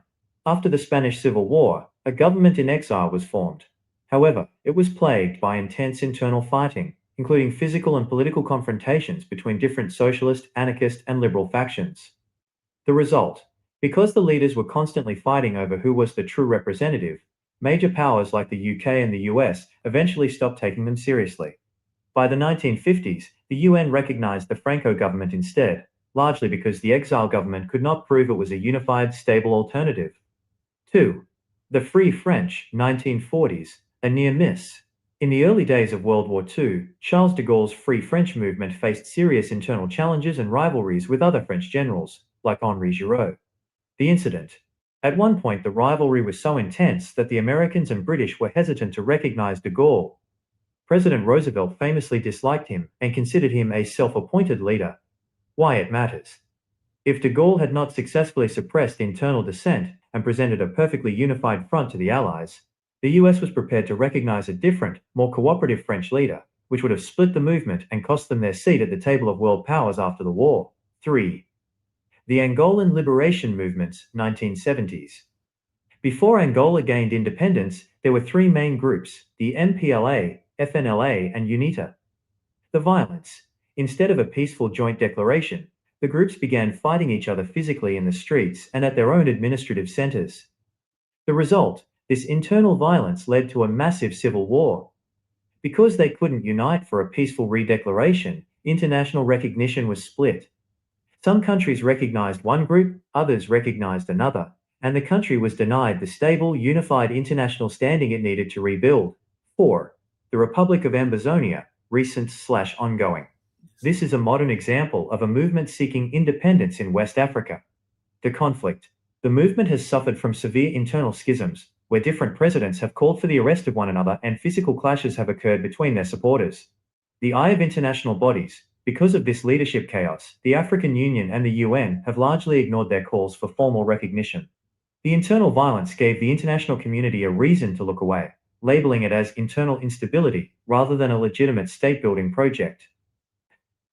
Why violence kills recognition? Based on international legal standards, like the Montevideo Convention, here is why the actions you described, police calls and physical fighting, are so damaging. The effective power test: international law asks, does this government have the power to keep the peace? If the police have to be called to stop your own members from fighting, the answer is no. The one-voice rule: diplomats want to know exactly who they are talking to. If there are 2 or 3 people claiming leadership and fighting physically, the UN will refuse to talk to any of them to avoid taking sides in a domestic brawl. Host country relations. If a declaration happens in a country like Finland, the Finnish government is very sensitive to public order. If a convention leads to police intervention, the host country often bans future meetings, which cuts off the movement's diplomatic lifeline to Europe. In the case of the November 29, 2024, redeclaration, maintaining a peaceful, orderly environment was likely the only way to prove that the movement followed the 21st century law model rather than the rebel model that international bodies usually reject. I hope you followed and you listened. We are going to do analysis of this. What we present to you this evening is why Exposition, why Ogenkere, Chiamka, AJAEREE, MMADUBU called police on 2nd of December 2024 in re-education of the city of Biafra in Finland. Those that went to Finland, do you not see police in Finland?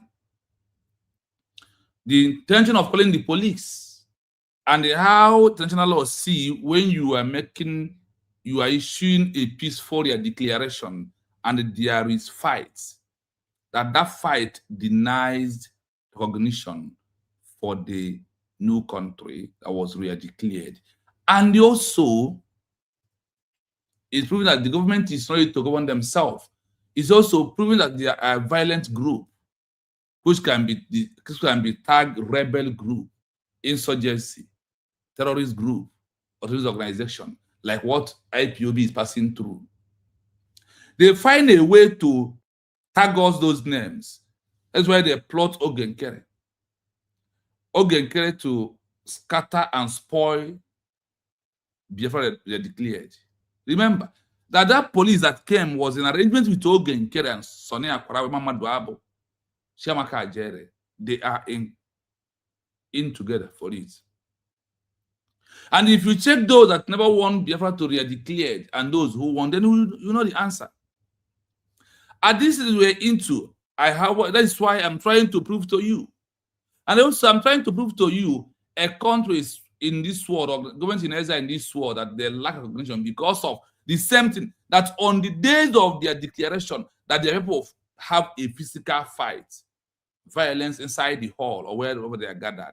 That is why the world denied them till today. That is why the world do what? The world denied them till today. It is very imperative that we know all these things, because that is only what we take out of this. So, when you see people today making on social media, you ask Ogenkere, why did you call police in Finland? Inside that Finland hall? Why?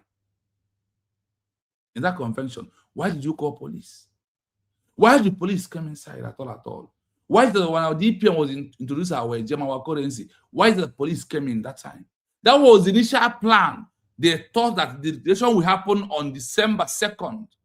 And their mind was that when police came in, the police will come in at the end when it's about to re-declare it. That's what we said. If police was able to intervene and there is a physical fight, you see, now when police came, they could not find any physical fight. Number one. Number two, there is no violence in there. And because of the police of Finland, that's not what happened. It's not reasoning. That is evidence to prove that we are peaceful people. And what was re-declared November 29 was a peaceful re-declaration of old lost country. They said, if you lost your country, you must re-declare it back before it can start exist, because you lost it. We lost Biafra. And like other countries that have played here, how Poland was re-declared their country.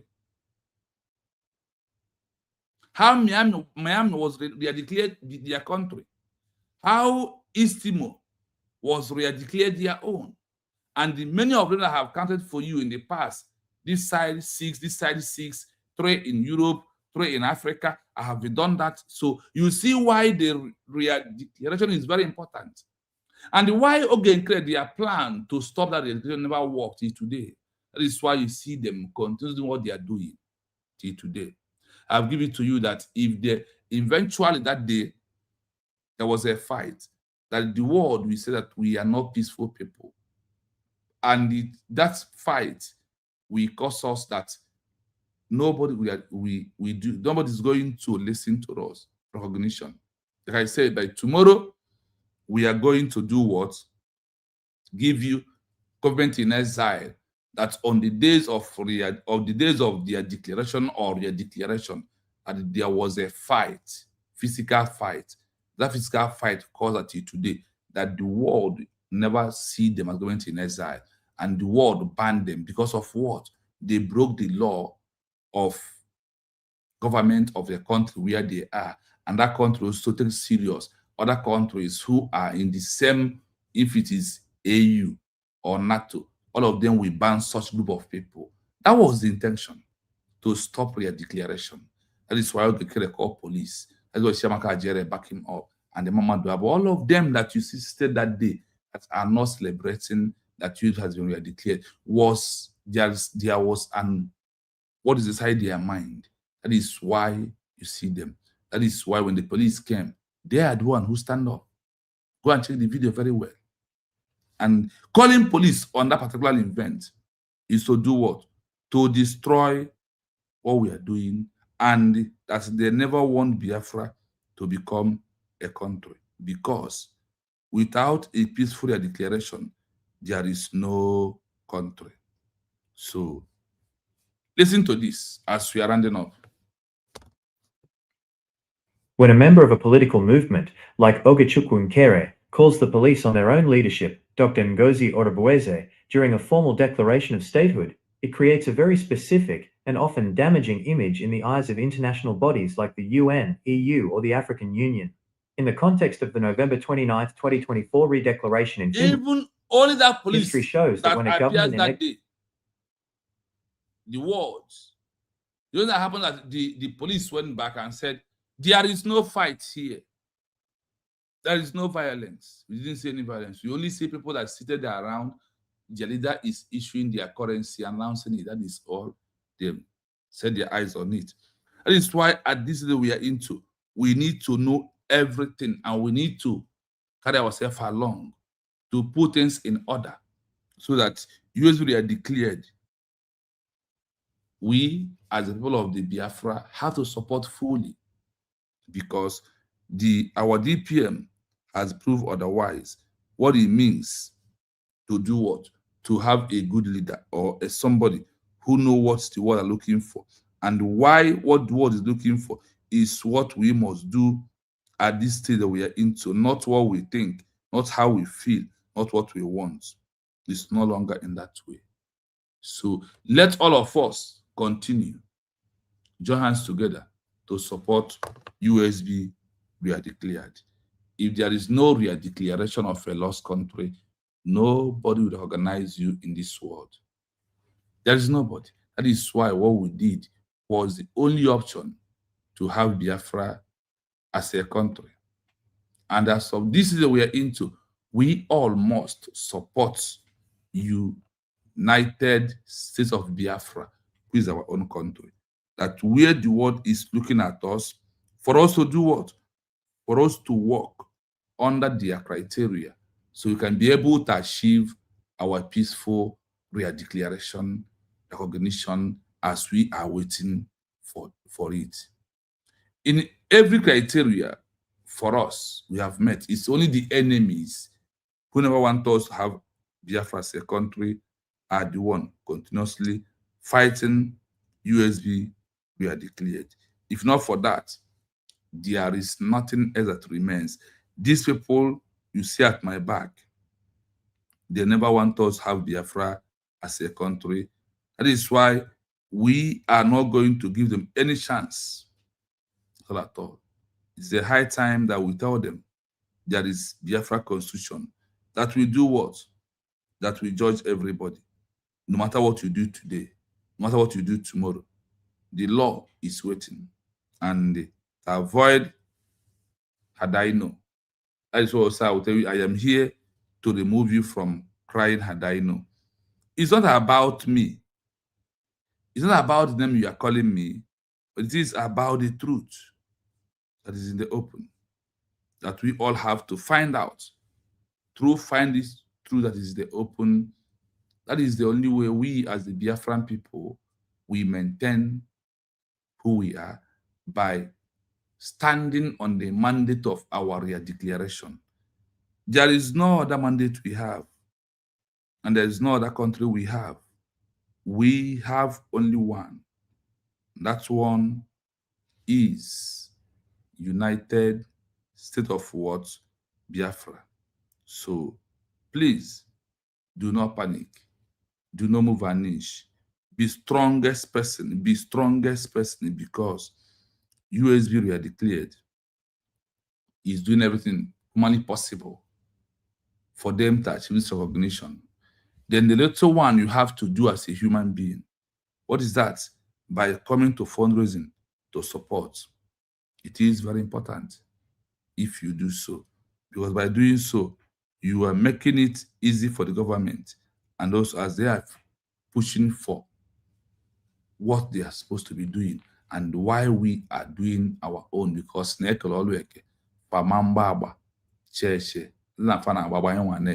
so let us try and do something at this stage so that Biafrans all over the world, we will rejoice, we will come back home and let the world know that we are the best in the world. So please, do not panic. Do not move our niche. In US, we are declared, we stand. We are going to leave it here. Although we'll come back tomorrow again, as we have the time tomorrow, to discuss about why this individual called police, and that police, or looking at that event and what transpired. If our DPM could not maintain, be mother of peace, it would have led to a lot of chaos that none of us will like. So to avoid it, support your country, support USB they are declared, make sure you stand on the truth side of what we are doing. Don't love me, but love the message. Leave the messenger alone. It's become our problem in this movement that we are into. When we love the messenger, love the message. Among these two, which one do we need to love? We need to love the message, not the messenger. We put all we have and anything about us about having what? Loving messenger, instead of loving the message. Instead of what? Loving the message, we decide to do what? To love the messenger. So please, my people, please, please, it is very, very, very, very imperative that we all agree that what we have to do is to support our government despite whatever anybody is saying. It doesn't, for me, it doesn't exist. What exists is what USB is doing. You know, that thing doesn't have any meaning because we have a legal document. And this legal document we have is a legal document that nobody can take out from our DPM's hand. And on that, the world knows that Biafra has redeclared by sending those documents to different portals, different offices. So there we know that we are no longer playing. That when they say, go and do something for you to have Biafra, achieve Biafra as a country today, we have started doing something through our peaceful declaration. So whoever that may not like it, you on your own. You will never want Biafra as a country. If you want Biafra as a country, that is the only thing you can do is to support USB they are declared. Through that, you are making headway, because what we have to do is in our hand. What the government has to do is in their own hands. Then we will check, are they doing their own perfectly? If they are, it remains our own. Then that means we have to man up and do it by supporting fully USB redeclared. When we start today, come and support your own country as we are about to build it together, because no one else will build it for us. So please, I urge you to, tomorrow is the fundraising of USB redeclared. Try and come, try and donate. Any little you can or any big you can. It's all about the choice of the people to support their government. You see that Ogenkere with evil intention can never win this movement. They are all in the dark, and they can never see. I said what? They are all in the dark. Darkness is their portion, and they will remain there. So my people, I want to thank you for being here. We are going to draw the curtain here until we come back again tomorrow. It's going to be a wonderful night and a wonderful day. So I thank you so much. We must continue. The time we are into is let the world know that we are pushing, that we are not stopping. Thank you. See you once again tomorrow. Bye for now.